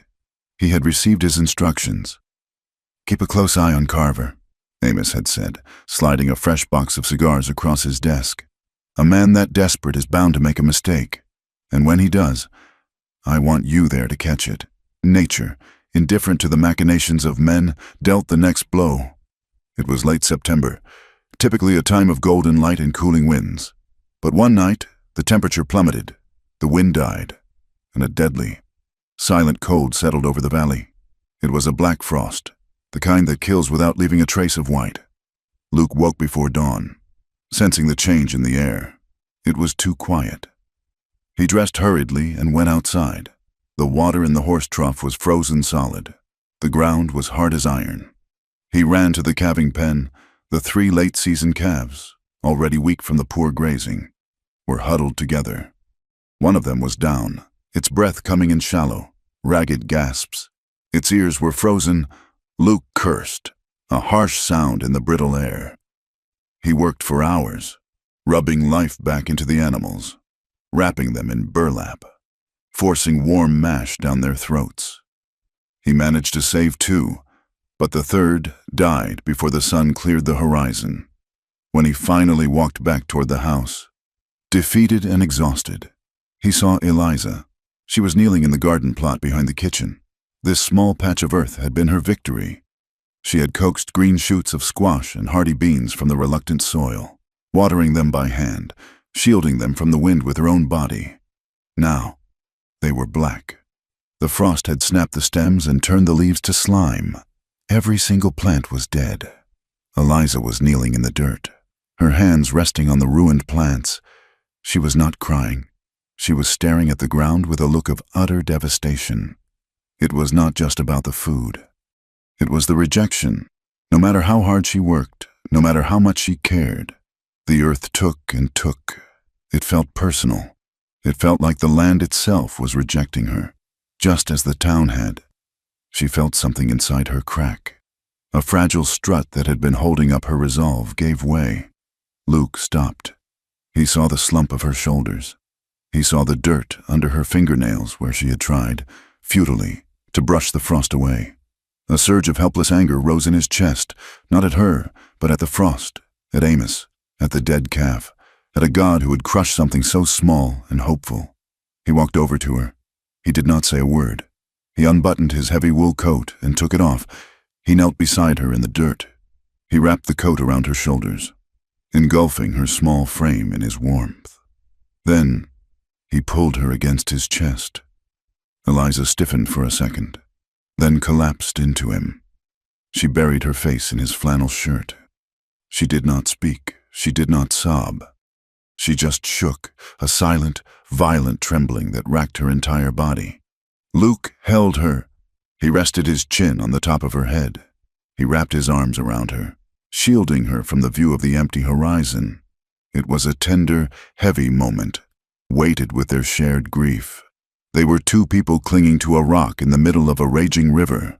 And, for that moment, the rock was each other. 2 days later, the hammer fell. A boy from town rode out to the ranch, tossing a thick envelope onto the porch before galloping away as if the house were plagued. Luke opened it at the kitchen table. It was a legal notice from the bank. It was stark, official, and devoid of mercy. It stated that unless a payment of $200, a significant portion of the principal, was made by the 1st of November, foreclosure proceedings would begin immediately. Luke stared at the paper. It might as well have demanded the moon. He did not have $200. He did not have $20. He slammed his hand down on the table. The plates rattled. "I could ride for the double bar," he said, his voice tight. "They are driving a herd up to the railhead in Wyoming. It is late in the season. It is dangerous work, crossing the passes in the snow. But they are paying triple wages for men willing to risk it." Eliza turned from the stove. She looked at him, her face pale. "You would be gone for weeks." She said, "I would bring back the money," Luke said, avoiding her eyes. "I could save the ranch." "And if the snows trap you?" Eliza asked, her voice quiet. "If the herd stamps, if you do not come back?" Luke looked at her then. "I have to do something. Eliza, I cannot just sit here and let him take it." Eliza walked over to the table. She placed her hand on top of his fist, her touch cool and steady. "I can live in a shack," she said. "I can live in a tent. I have lived with nothing before." "Luke, but I cannot do it alone." She squeezed his hand. "I would rather face hardship here, with you, than live comfortably knowing you were dead in a snowbank somewhere because you were trying to buy us a roof." Luke looked at her, stunned by the ferocity of her quiet statement. She was choosing him. Not the land, not the house. Him. He turned his hand over and gripped hers. "You truly mean that?" "I mean it," she said. "We will find another way, but you stay." The pressure from the town grew uglier. The following week, Eliza went into town to deliver a dress she had finished for Mrs. Gable. She walked with her head high, trying to draw strength from the new foundation she and Luke were building. She entered the general store to buy thread. The clerk, a woman named Martha, who had known Eliza for years, turned her back. "I cannot serve you." "Eliza," Martha said to the shelves. Eliza stood frozen. "Why?" Martha turned around. Her face pinched. "Mrs. McKinnon says she will pull her account if I do business with you. She says you bring bad luck. And after the frost, well, people are saying you brought the cold with you." Eliza felt the blood drain from her face. She turned and walked out, her heart hammering. As she passed the alleyway near the saloon, a hand shot out and grabbed her arm. It was a ranch hand, smelling of stale beer and unwashed wool. "Hey there, quiet girl," he slurred. Eliza tried to pull away, but his grip was iron. Don't run off, he laughed, pulling her closer. I hear you're loosening up these days. Old Luke Carver must be getting something good if he is willing to fight for it. Why don't you share some of that luck with me? Get off me, Eliza gasped, finding her voice. She stomped on his boot. Hard. The man yelped but didn't let go. He raised a hand to slap her. The blow never landed. Luke appeared as if out of the very air. He did not shout. He did not posture. He simply seized the man by the back of his collar and the belt of his trousers and threw him. The ranch hand flew through the air and landed in the dust of the street, skidding on his back. Luke stood over him, his chest heaving, his eyes black with a fury that was barely controlled. His hand hovered near the knife at his belt. Touch her again, Luke said, his voice a low, vibrating growl. And you will not have hands left to touch anyone. Okay. The man scrambled backward, crab walking away in terror. Sheriff Cole stepped off the boardwalk. He walked slowly toward Luke. That is twice. Carver, Cole said. Luke turned to the sheriff. He grabbed my wife. Cole looked at the ranch hand, who was already running toward the saloon, then back at Luke. I did not see that, Cole said flatly. I saw you throw a man in the street. You are disrupting the peace. Luke, again, next time, I put you in irons. Take your wife and get out of my town. Luke stared at the sheriff, realizing that truth held no currency here. He put his arm around Eliza, pulling her tight against his side, and walked her to the wagon. He felt her trembling against him, and it took every ounce of his willpower not to turn around and burn the whole town to the ground. That night, the wind howled around the ranch house like a pack of wolves trying to get in. The fire in the stove cast long, dancing shadows on the walls. Eliza sat at the table, her hands wrapped around a cup of tea Luke had made for her. She was still shaking. I'm sorry, she whispered. Luke was pacing the floor. Stop, he said. Do not apologize. Not for them. He stopped pacing and sat down opposite her. He reached across and took her hands. Tell me, he said gently. Tell me about the fire, the real story, not the gossip. Eliza looked into the flames of the stove. She had never told anyone the full truth. It was a knot of shame and terror she carried in her chest. My mother. She was trusting, Eliza began, her voice hollow. She thought the best of men, even when they showed her their worst. There was a man, a drover. He said he loved her. He said he would take us to St. Louis. She swallowed hard. He came over that night drunk. He wanted money she had saved. She told him no. He hit her. Luke squeezed her hands, his knuckles white. I tried to stop him, Eliza said, tears beginning to spill down her cheeks. I was 12. I jumped on his back. He threw me off. I hit the wall. The oil lamp was on the table. It fell. She closed her eyes. The fire moved so fast. It was like it was hungry. The oil spread across the floor. He ran. He just ran and left us. I tried to pull my sister out. I tried to drag my mother. But the smoke... She opened her eyes, looking at Luke with a gaze of utter desolation. I got out. I stood in the snow and watched them burn. And the neighbors. They stood on their porches and watched. And I heard them. One of them said, no surprise. That house was bound for hell anyway. She pulled her hands away from Luke and covered her face. I bring destruction. Luke, I thought if I stayed quiet, if I made myself small, I wouldn't hurt anyone else. But look at us, the frost, the debt, the fights. I am the curse. Luke stood up. He walked around the table and pulled her chair out. He knelt in front of her, pulling her hands away from her face. Look at me, he commanded. Eliza looked at him, her eyes swimming. That was not your fault, Luke said firmly. That was a man's violence and a town's cruelty. You were a child. He took a deep breath. You want to talk about curses? Let me tell you about mine. He looked down at the floor, his voice dropping to a rough whisper. In the war, we took a ridge in Tennessee. There was a boy, a Confederate soldier. He couldn't have been more than 16. He was wounded. He was crying for his mother. Luke looked up at Eliza, his eyes full of pain. My sergeant told me to finish him. We couldn't take prisoners. We were moving too fast. I looked at that boy, and I did it. I pulled the trigger. Eliza gasped softly. "I have seen that boy's face every night for 15 years. Luke said, "I thought I didn't deserve a home. I thought I didn't deserve peace. And I certainly didn't think I deserved love. I thought I was poisoned inside." He reached up and cupped her face. "But you are not a curse, Eliza. You are the only clean, good thing in my life. The only curse is that we let them tell us who we were." Eliza leaned into his hand. The shame that had bound them separately for so long began to dissolve in the light of their shared brokenness. They were not perfect.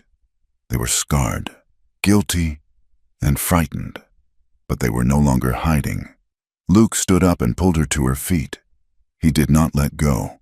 He pulled her against him, and they held each other in the flickering lamplight. They cried quietly, tears soaking into each other's shirts, the sound almost lost beneath the wind.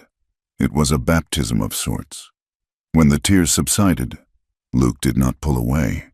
He looked at her, his eyes dark with a new question. "Stay with me tonight," he whispered. "Not on the floor." Eliza looked at him. She saw the want in his eyes, but also the respect. He was leaving the gate open, but he would not push her through it. She nodded. Yes, that night, for the first time, they lay together in the narrow bed. It was not a frantic grasping. It was a slow, reverent exploration. Luke touched her as if she were made of something precious and rare, tracing the line of her spine, the curve of her hip. Eliza touched the scars on his chest, claiming them, accepting them, when they finally joined. It was an act of desperate affirmation.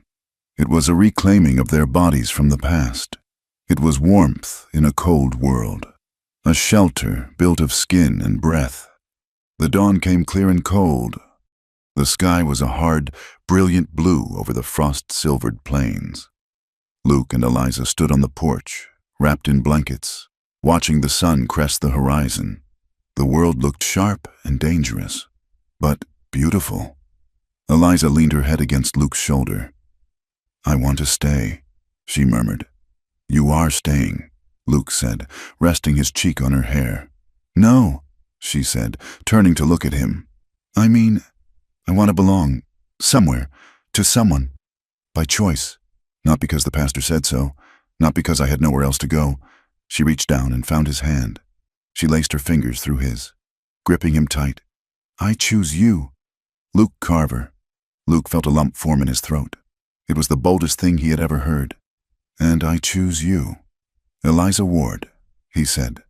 The happiness was a fragile glass vessel, and the world was holding a hammer. 3 nights later, the wind picked up again. Luke and Eliza were asleep, tangled together in the bed, deep in the exhaustion of the day's work. Luke woke to a sound, a roar, a crackling sound that was not the wind. He sat up, sniffing the air. "Smoke! Eliza!" he shouted, shaking her awake. "Fire!" Eliza woke instantly, her worst nightmare manifesting in the dark. She scrambled out of bed, her heart stopping. They ran to the window. The barn was engulfed. The flames were not licking at the wood. They were devouring it. They roared against the dark sky, casting a hellish orange light over the yard. The sparks flew upward like cruel stars, swirling in the wind, landing on the dry grass, landing on the roof of the house. "The house!" Luke yelled. They ran outside. The heat was a physical wall. The horses in the corral were screaming, their eyes rolling in terror. Luke ran to the pump. "Get buckets! Wet the blankets!" Eliza froze. The roar of the fire was the roar of her memory. She saw her mother's face. She felt the heat on her skin. The paralysis seized her. "Eliza!" Luke's voice cut through the panic. "I need you." She looked at him. He was filling a bucket, his face illuminated by the fire. He was not leaving her. He was fighting. She drew in a sharp breath of smoke-tainted air. She pushed the ghost of the past down. She grabbed a bucket. They fought side by side. It was a brutal, desperate battle. They soaked blankets in the freezing water and beat at the sparks that landed on the house roof. They threw bucket after bucket of water onto the side of the house closest to the barn to keep the siding from catching. The heat singed their eyebrows. The smoke filled their lungs, making them cough until they retched. They were blinded by tears and ash. The barn could not be saved. The roof collapsed with a thunderous crash, sending a geyser of sparks into the sky. But the wind shifted. The sparks blew away from the house, out into the barren pasture. They kept wetting the house until the barn was nothing but a glowing skeleton of timber. Luke slumped against the side of the house, gasping for air. His face was black with soot. His hands were blistered. Eliza slid down the wall beside him. She was trembling, but she was alive. Luke looked toward the ruins of the barn. The light of the dying fire illuminated something near the remains of the tack room door. He pushed himself up and walked over, swaying slightly. He kicked at something in the dirt. It was a metal can. He smelled it. Kerosene. He found another one 10 feet away. This was no accident. He rasped, his voice wrecked by smoke.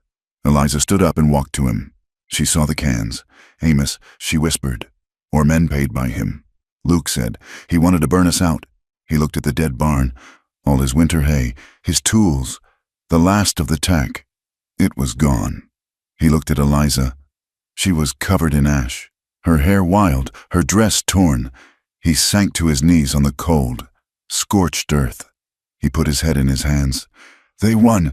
He choked out. They finally won. Eliza dropped to her knees in front of him. She grabbed his wrists and pulled his hands away from his face. No, she said fiercely. Look at the house. Luke! Luke looked. The house stood, scorched, wet, ugly, but standing. They did not win, she said. We are still here. She wrapped her arms around him, pulling him close. They collapsed together on the cold ground, the steam from the wet earth rising around them. They had lost the barn. They had lost their supplies. They were facing ruin. But in that bleak, smoky darkness, as they clung to each other, Luke realized she was right. They were the only shelter left, and for tonight, that had to be enough. The morning after the fire, the sun rose over a landscape that felt like a battlefield. The air still held the acrid bite of wet ash and scorched timber. The barn, once the anchor of the ranch's daily life, was now a blackened skeleton. Its ribs, charred beams that had once held tons of winter hay, pointed accusingly at the sky. Luke stood near the ruins, his face streaked with soot he hadn't fully scrubbed away. He looked at the wreckage with eyes that felt rolled in sand. Financially, this was a death blow. The hay was gone. The tack was destroyed. 2 of the horses were lame from panic-induced injuries. Physically, he was exhausted, his muscles trembling with the aftershocks of adrenaline and labor. Emotionally, he felt hollowed out. He heard the sound of a buggy approaching. He didn't need to look to know who it was. The rhythm of the trotter was too precise, the wheels too well oiled. Amos McKinnon pulled up to the yard, his buggy gleaming despite the dust. He stepped down, his boots polished to a high shine that seemed obscene against the backdrop of the charred earth. He adjusted his cuffs, his face arranging itself into a mask of solemn concern that didn't reach his eyes. His eyes remained cold, calculating, assessing the damage like an undertaker measuring a corpse. A terrible tragedy. Luke, Amos said, walking toward him. Truly terrible. I saw the smoke from town. Luke leaned against a fence post, too tired to feign politeness. It was kerosene. Amos? Amos didn't flinch. Is that so? Well, accidents happen in dry weather. Lanterns tip. Hay is combustible. It is a hard lesson. But the frontier is a hard teacher. He stopped a few feet away, looking at the house. Then back to Luke. Look at this place, Amos continued, sweeping his hand toward the ruin. You are finished. Luke, you know it. I know it. You have no feed for the winter. You have no equipment. And you still owe the bank a substantial sum that is due in less than a month. Luke stared at the ground. He had no argument. The math was simple, and it was brutal. I am a businessman, Amos said, his voice lowering to a confidential, almost paternal tone. But I am not a monster. I have a solution. Luke looked up, wary. Sell me the deed, Amos said. Today, I will take over the debt. I will absorb the loss of the barn. You keep the house and 10 acres surrounding it. You work for me as the range boss for the consolidated outfit. You will have a wage. You will have security. You will not have to worry about where the next sack of flour is coming from." It was a surrender. It was everything Luke had fought against. It meant becoming a tenant on his own father's land. It meant bowing the knee to the man who had likely ordered the fire. But as Luke looked at the blackened beams, he felt the crushing weight of reality. He had Eliza to think of. He couldn't ask her to starve. He couldn't ask her to freeze. Luke started, his voice cracking. "We cannot accept that." The voice was quiet, but it cut through the heavy air like a razor. Amos turned. Luke turned. Eliza stood on the porch. She was wearing a dress that was stained with soot and water, her hair pulled back in a severe, messy braid. She looked exhausted, small, and visibly shaking. But her chin was lifted, and her eyes were fixed on Amos with a terrifying clarity. She stepped down from the porch and walked toward them. "The terms are unfair," she said, stopping beside Luke. "The barn was destroyed by arson. We need time to rebuild. We need time to investigate. We will not sell the land for a fraction of its worth just because you are standing over the ashes." Amos looked at her, and for the first time, his mask slipped completely. His lip curled in a sneer of pure disdain. "Mrs. Carver," he said, drawing out the name as if it were a bad joke. "You should be careful. You are lucky to have a roof over your head at all. A woman with your history should be grateful for any scrap of respectability she can find. You do not understand business. You understand charity, which is what this is." The insult hung in the air, dripping with classism and moral judgment. He was reminding her of the saloon, of the gossip, of her place at the bottom of the social ladder. Eliza did not flinch. She did not look down. She held his gaze, her eyes hard and bright.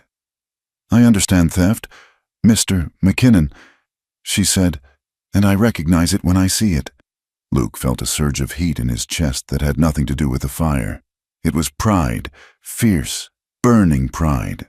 She was standing up to the most powerful man in the county, a man who could crush them with a signature, and she was not blinking. He stepped forward, placing himself shoulder to shoulder with her. "You heard my wife," Luke said, his voice finding its old steel. "We are not selling. Not today." Amos looked from one to the other. His face hardened into stone. "Very well," he said, turning back to his buggy.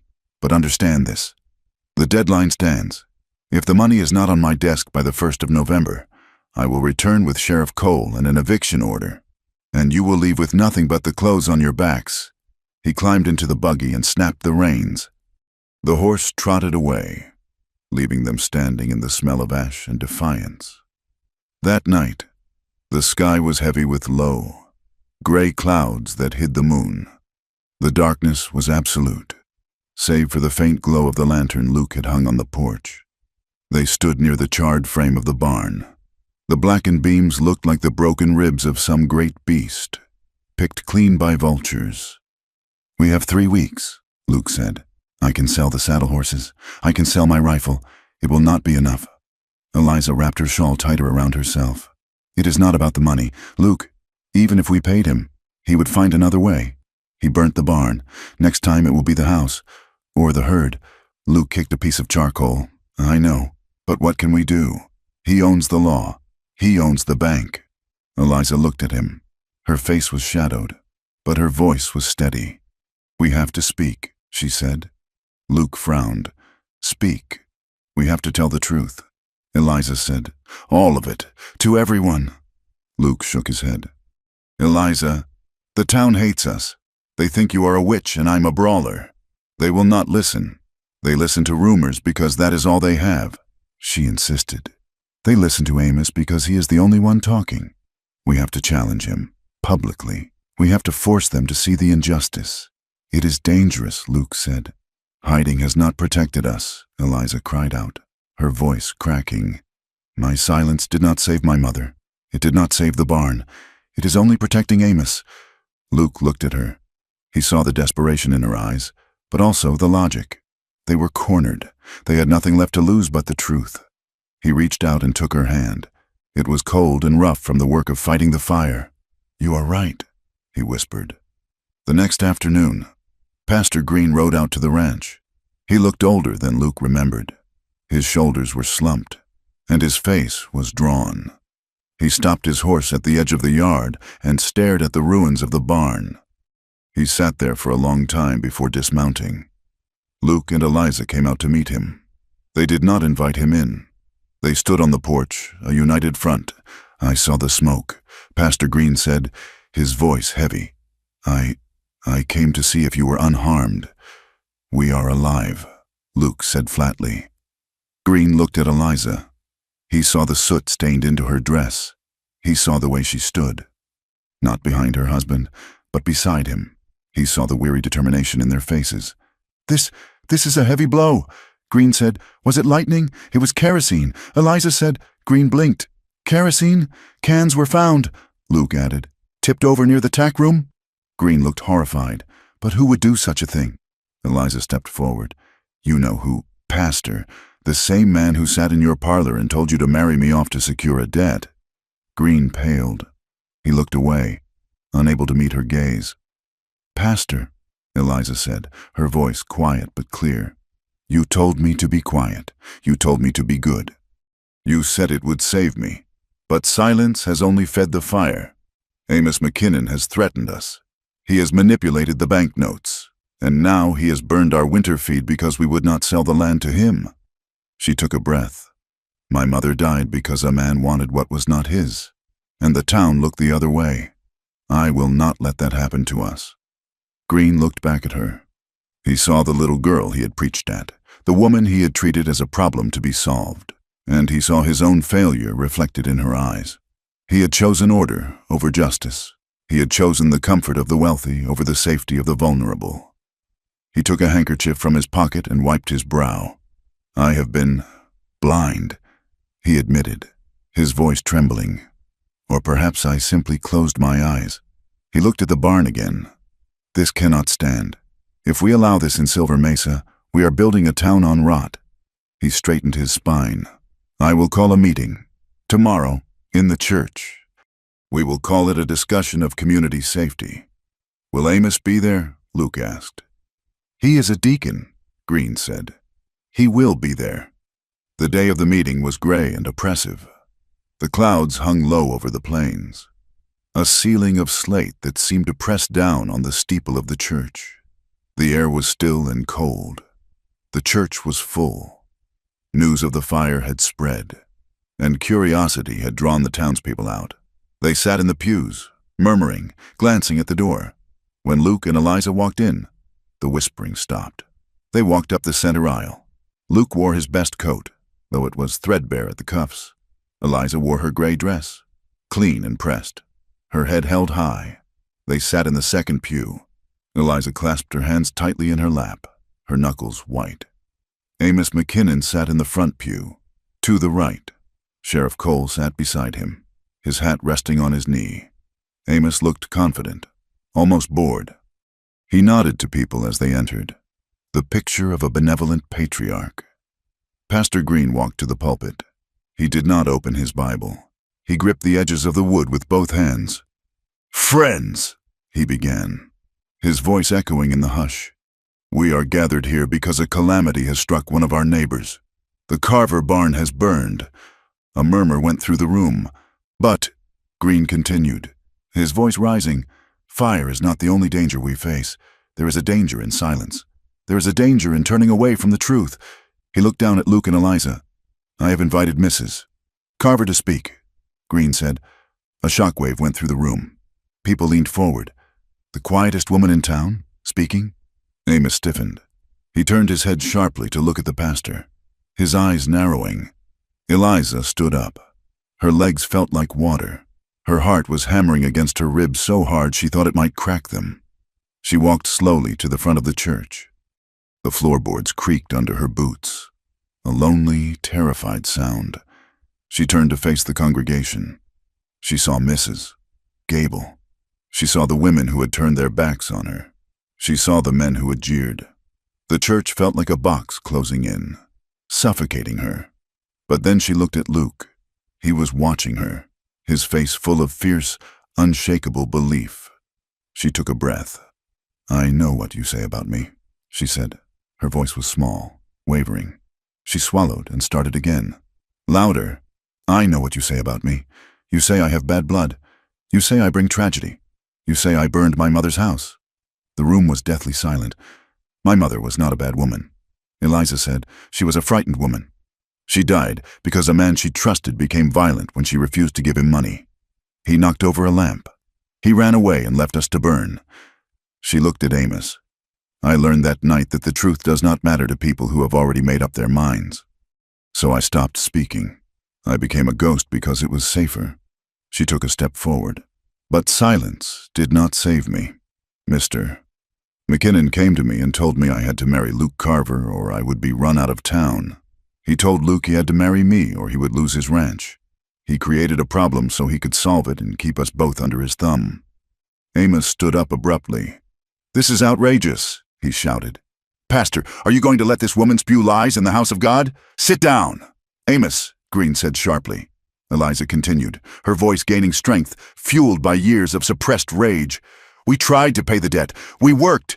But when we refused to sell the land to him last week, he threatened us. And 3 nights later, our barn burned. We found kerosene cans." "It is a lie," Amos bellowed, his face turning red.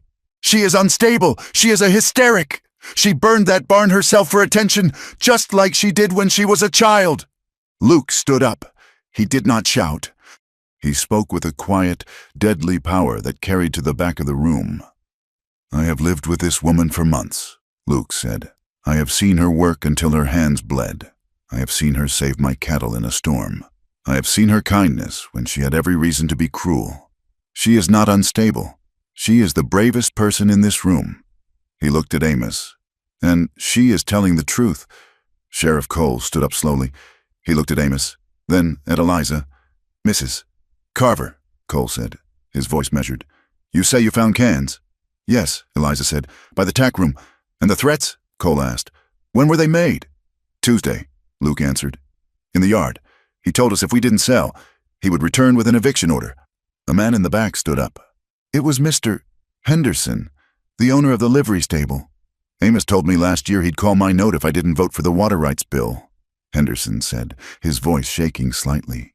He squeezes people." Another man, a ranch hand named Pete, who worked for the Double Bar, stood up. "I saw 2 fellas near the Carver place on the night of the fire," Pete said, twisting his hat in his hands. "Strangers. They were riding hard toward town. I didn't think much of it then, but..." The room shifted. It was a physical sensation, like a tide turning. The fear that had kept the town silent began to crack. People looked at Amos not with reverence, but with recognition. They saw the pattern. Pastor Green stepped down from the pulpit. He walked to Eliza and took her hand. "I owe you an apology." "Eliza," he said, his voice breaking, "I did not listen. I treated you as a burden. I failed you as a pastor and as a man." Amos looked around the room. He saw the shift. He saw his power dissolving like sugar in hot water.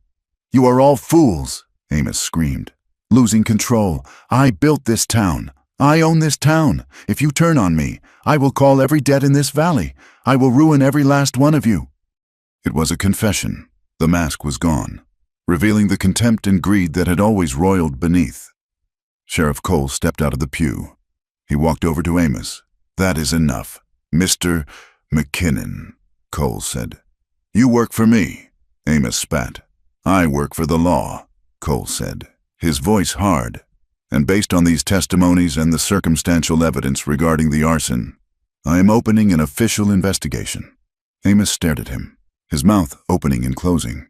He looked at the faces of the townspeople. Hostile, awake, no longer cowed. He sat down heavily, a man whose empire had just crumbled into dust. The meeting ended in a chaotic murmur, but Luke and Eliza did not stay for the aftermath. They walked out of the church, hand in hand, into the cool afternoon air. The clouds were breaking. Shafts of pale sunlight were piercing the gray, illuminating the wet street. They walked to the side of the church, away from the crowd, into a quiet corner sheltered by an old oak tree. Eliza leaned against the rough bark, her legs finally giving out. She slid down until she was crouching, her head on her knees. Luke knelt beside her. He put his hand on her back. "Eliza," he said softly. She looked up. Her face was wet with tears, but they were not tears of grief. "You did it," Luke said. "I have never seen anything like that. You faced them all down. I was terrified," she whispered. "I know," Luke said. "That is why it was brave." He looked at her with an expression of profound awe. He was proud of her, not just as a husband, but as a witness to her survival. She had taken the thing that terrified her most, being seen, being heard, and she had used it as a weapon to save them. Eliza looked at him. She felt lighter. The weight she had carried since she was 12 years old, the weight of the town's judgment, the weight of the secret, the weight of her own shame, was gone. It had been shouted out in the church and dissolved in the air. She leaned into him. Luke wrapped his arms around her, pulling her tight against his chest. He buried his face in her neck, breathing in the scent of her. The wind tugged at her hair, pulling strands loose from her braid. It carried the voices from the church away, leaving them in a bubble of quiet. This embrace was different. It was not the desperate clinging in the mud after the fire. It was solid. It was a pact. "Whatever happens next," Luke whispered into her hair.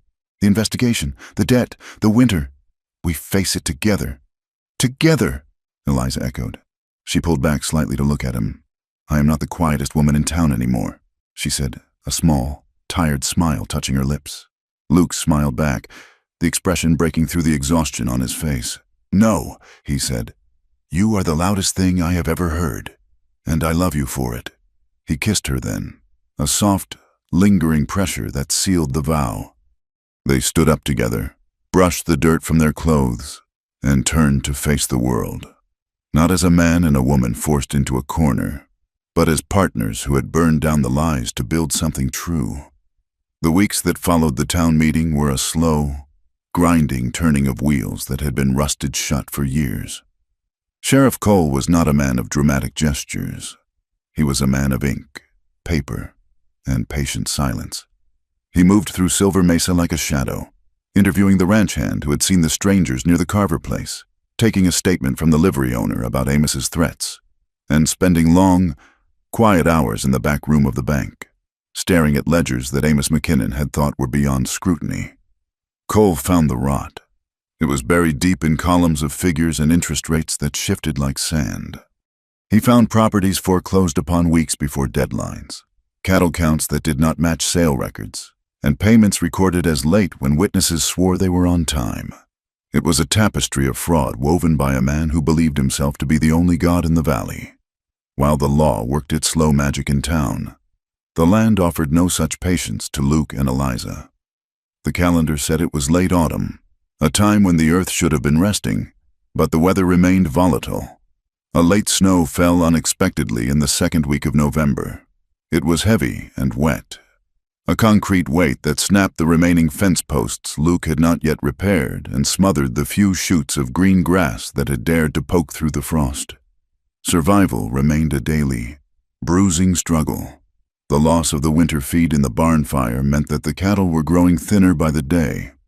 Luke had to ride out every morning, breaking ice on the creek and driving the herd miles to find scrub brush in the sheltered canyons. But the center of their world had shifted. It was no longer the house, but the black scar where the barn had stood. They began to rebuild. They did not have the money to hire a crew, and despite the change in the town's attitude, most men were busy winterizing their own spreads. So, Luke and Eliza did it themselves. They worked side by side in the biting cold. The air was so frigid that their breath hung in clouds around their heads, misting their faces. Luke felled the timber in the high copse 3 miles away, dragging the logs down with the horses. Eliza stripped the bark, her hands raw and chapped despite the gloves Luke had bought her. They mixed mortar for the foundation stones, hauling water from the creek until their shoulders burned. It was brutal, back-breaking labor, but it became an act of defiance. Every nail Luke hammered was a testament that he was staying. Every board Eliza sanded was a declaration that she was no longer a ghost. One afternoon, they were trying to lift a heavy support beam into place. It was green wood, heavy with sap and moisture. Luke had one end, his boot slipping in the mud. Eliza had the other, her face red with exertion, her teeth gritted. On 3, Luke grunted. 1, 2, 3! They heaved. The beam rose, wavered, and then slipped from Luke's grasp. It crashed down into the mud, splashing them both with freezing slime. Luke let out a roar of frustration. Kicking the beam. It is no use. It is too heavy. He looked at Eliza, expecting to see tears or fear. Instead, she was looking at him. Mud dripping from her nose, her hair plastered to her cheek. She started to giggle. It was a rusty sound at first. Then it bloomed into a full, chest-deep laugh. Luke stared at her. "What is funny? You—" she gasped, wiping mud from her eyes. "You look like a bog monster." Luke looked down at himself. He was caked in brown sludge from chest to toe. He looked back at her. "You are not exactly a rose yourself." "Mrs. Carver," he said, a grin cracking his muddy face. He started to laugh too. They stood there in the freezing wind, covered in mud, laughing until their sides ached. It was a tight laughter, bordering on hysteria. But it was not despair. It was the sound of two people who had looked into the abyss and decided to make a joke of it. "Help me lift this bog monster," Eliza said, wiping her face. Luke stepped back to the beam. They leaned on each other, shoulder to shoulder, bracing their bodies together to create a strength neither had alone. This time, the beam held. The community, moved by the sight of the two of them working in the snow and by the echo of Eliza's testimony, began to stir. It started small. Mr. Henderson, the livery owner, rode out one morning with a wagon full of seasoned lumber. "I had some spare boards from the new stall I never built," he mumbled, looking at his boots. "Thought you might use them."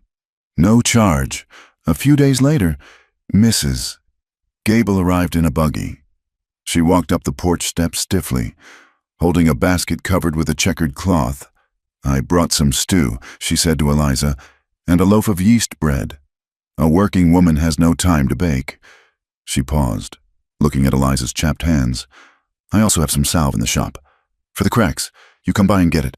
"Thank you," Eliza said, her voice steady. "Mrs. Gable nodded once, sharp and quick. "You are a good seamstress."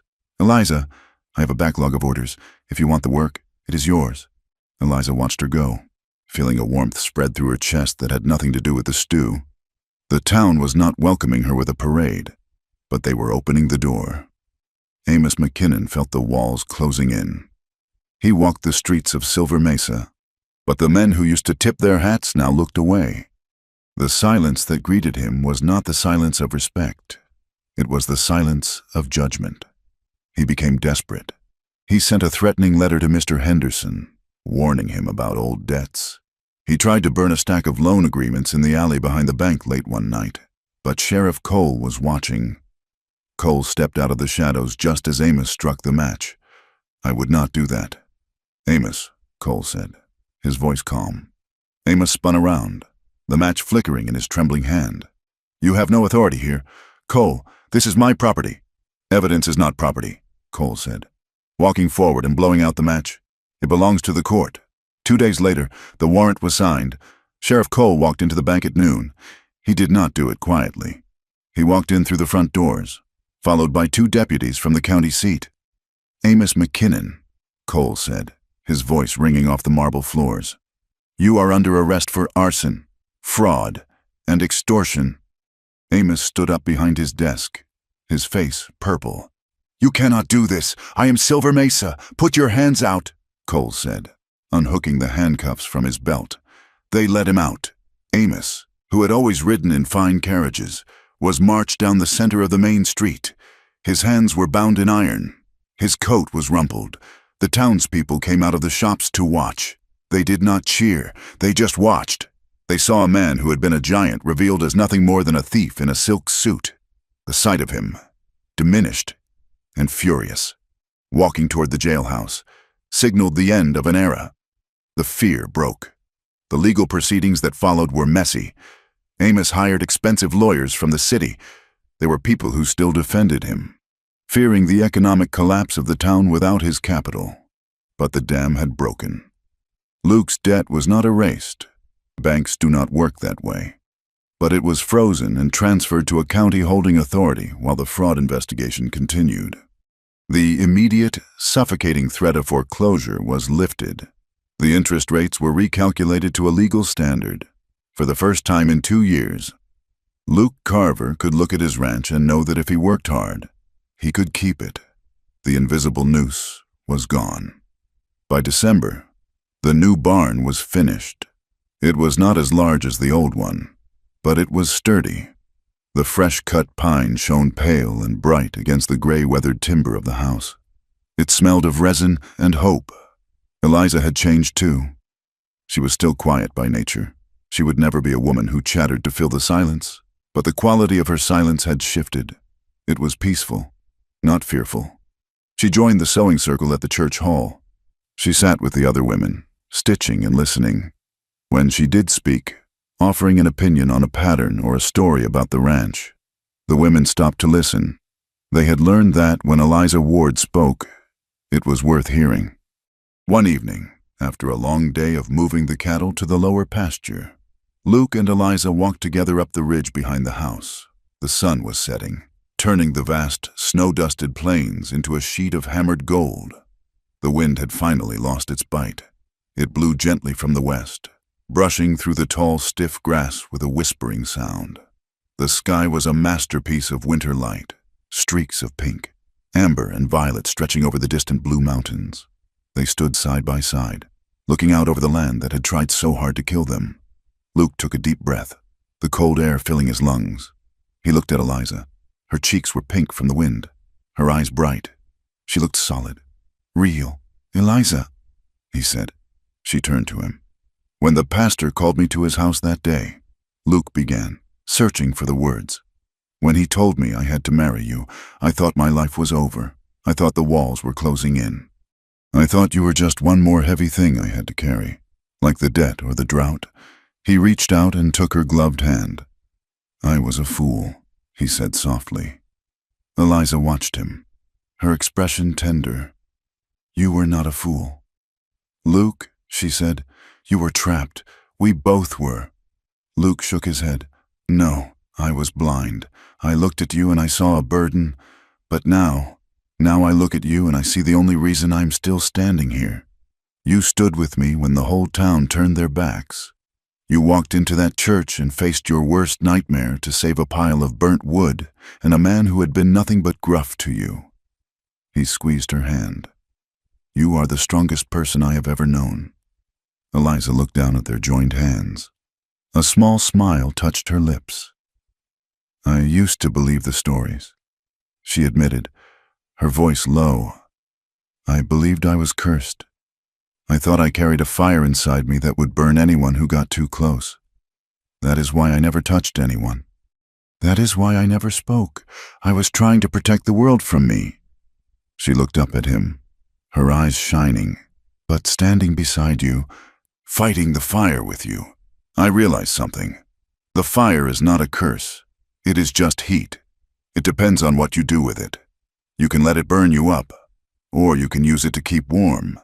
She stepped closer to him. "You gave my fire a hearth. Luke, you gave it a place to burn where it doesn't hurt anyone."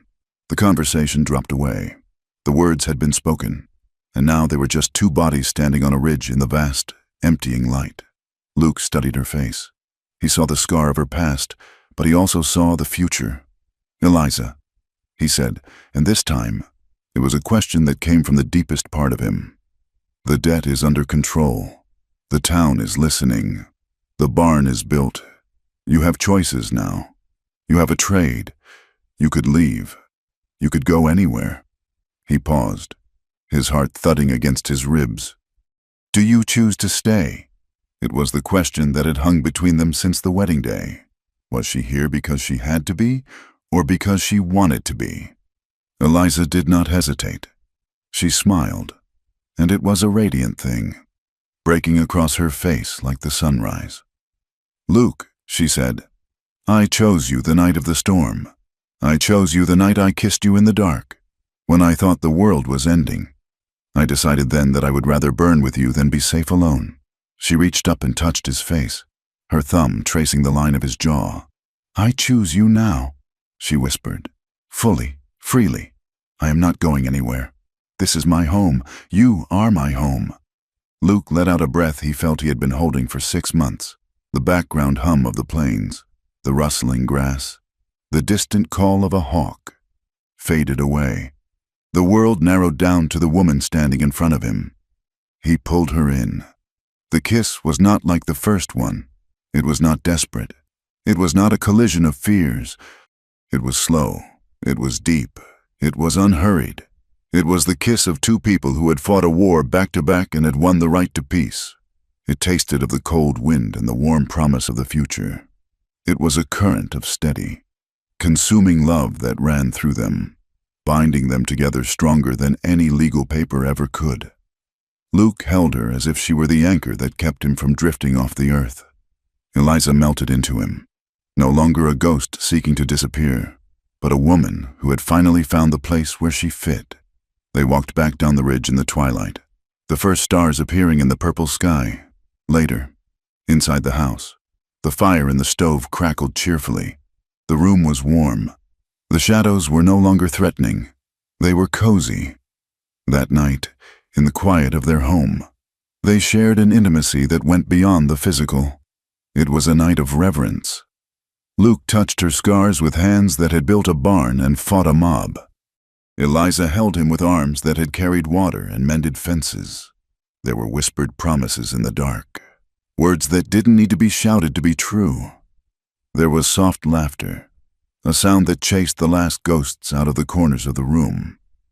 They explored the geography of each other with a sense of wonder, claiming and being claimed. It was the sealing of the bond, two people who had been broken by the world, fitting their jagged edges together to make something whole. The next morning, the dawn arrived with a pale, clean light. It spilled over the ridge, touching the roof of the new barn, turning the wood gold. It lit up the patches on the fences. It shone on the simple, weather-beaten house. Inside, Luke and Eliza woke tangled together. Luke's arm was thrown over her waist. Her head was resting on his chest. They lay there for a long time, listening to the silence. It was a good silence, a full silence. Eventually, the day called. There were cattle to feed. There was ice to break. They were still poor, the land was still hard. The winter would still be long, but as they dressed and drank their coffee, passing the cup back and forth, there was a lightness in the room. They stepped out onto the porch together. The wind was blowing, cold and wild, smelling of sagebrush and snow. The western landscape stretched out before them, miles of untamed earth, indifferent to their lives. It was not safe. It was not easy. But Luke and Eliza stood shoulder to shoulder, their arms touching. They looked out at the horizon, and they were not afraid. They were partners. They had walked through the fire, and they had come out the other side carrying the flame. Their love burned steady and bright against the gray morning, a quiet, unshakable force that promised to endure whatever the wild frontier threw at them next. Thank you so much for listening to the story of Luke and Eliza. It has been a journey through the dust, the fire, and the quiet resilience of the human heart. I hope you felt the cold wind of Silver Mesa and the warmth of their hard-won love. I would love to know where you are listening from today. Please leave a comment below and tell me which part of the story touched you the most. If you enjoyed this tale, please consider subscribing to From Wild West. We have many more stories of the frontier, of grit, romance, and survival, waiting to be told. Share your thoughts in English in the comments. I read every single one. Until next time, keep your fires burning bright.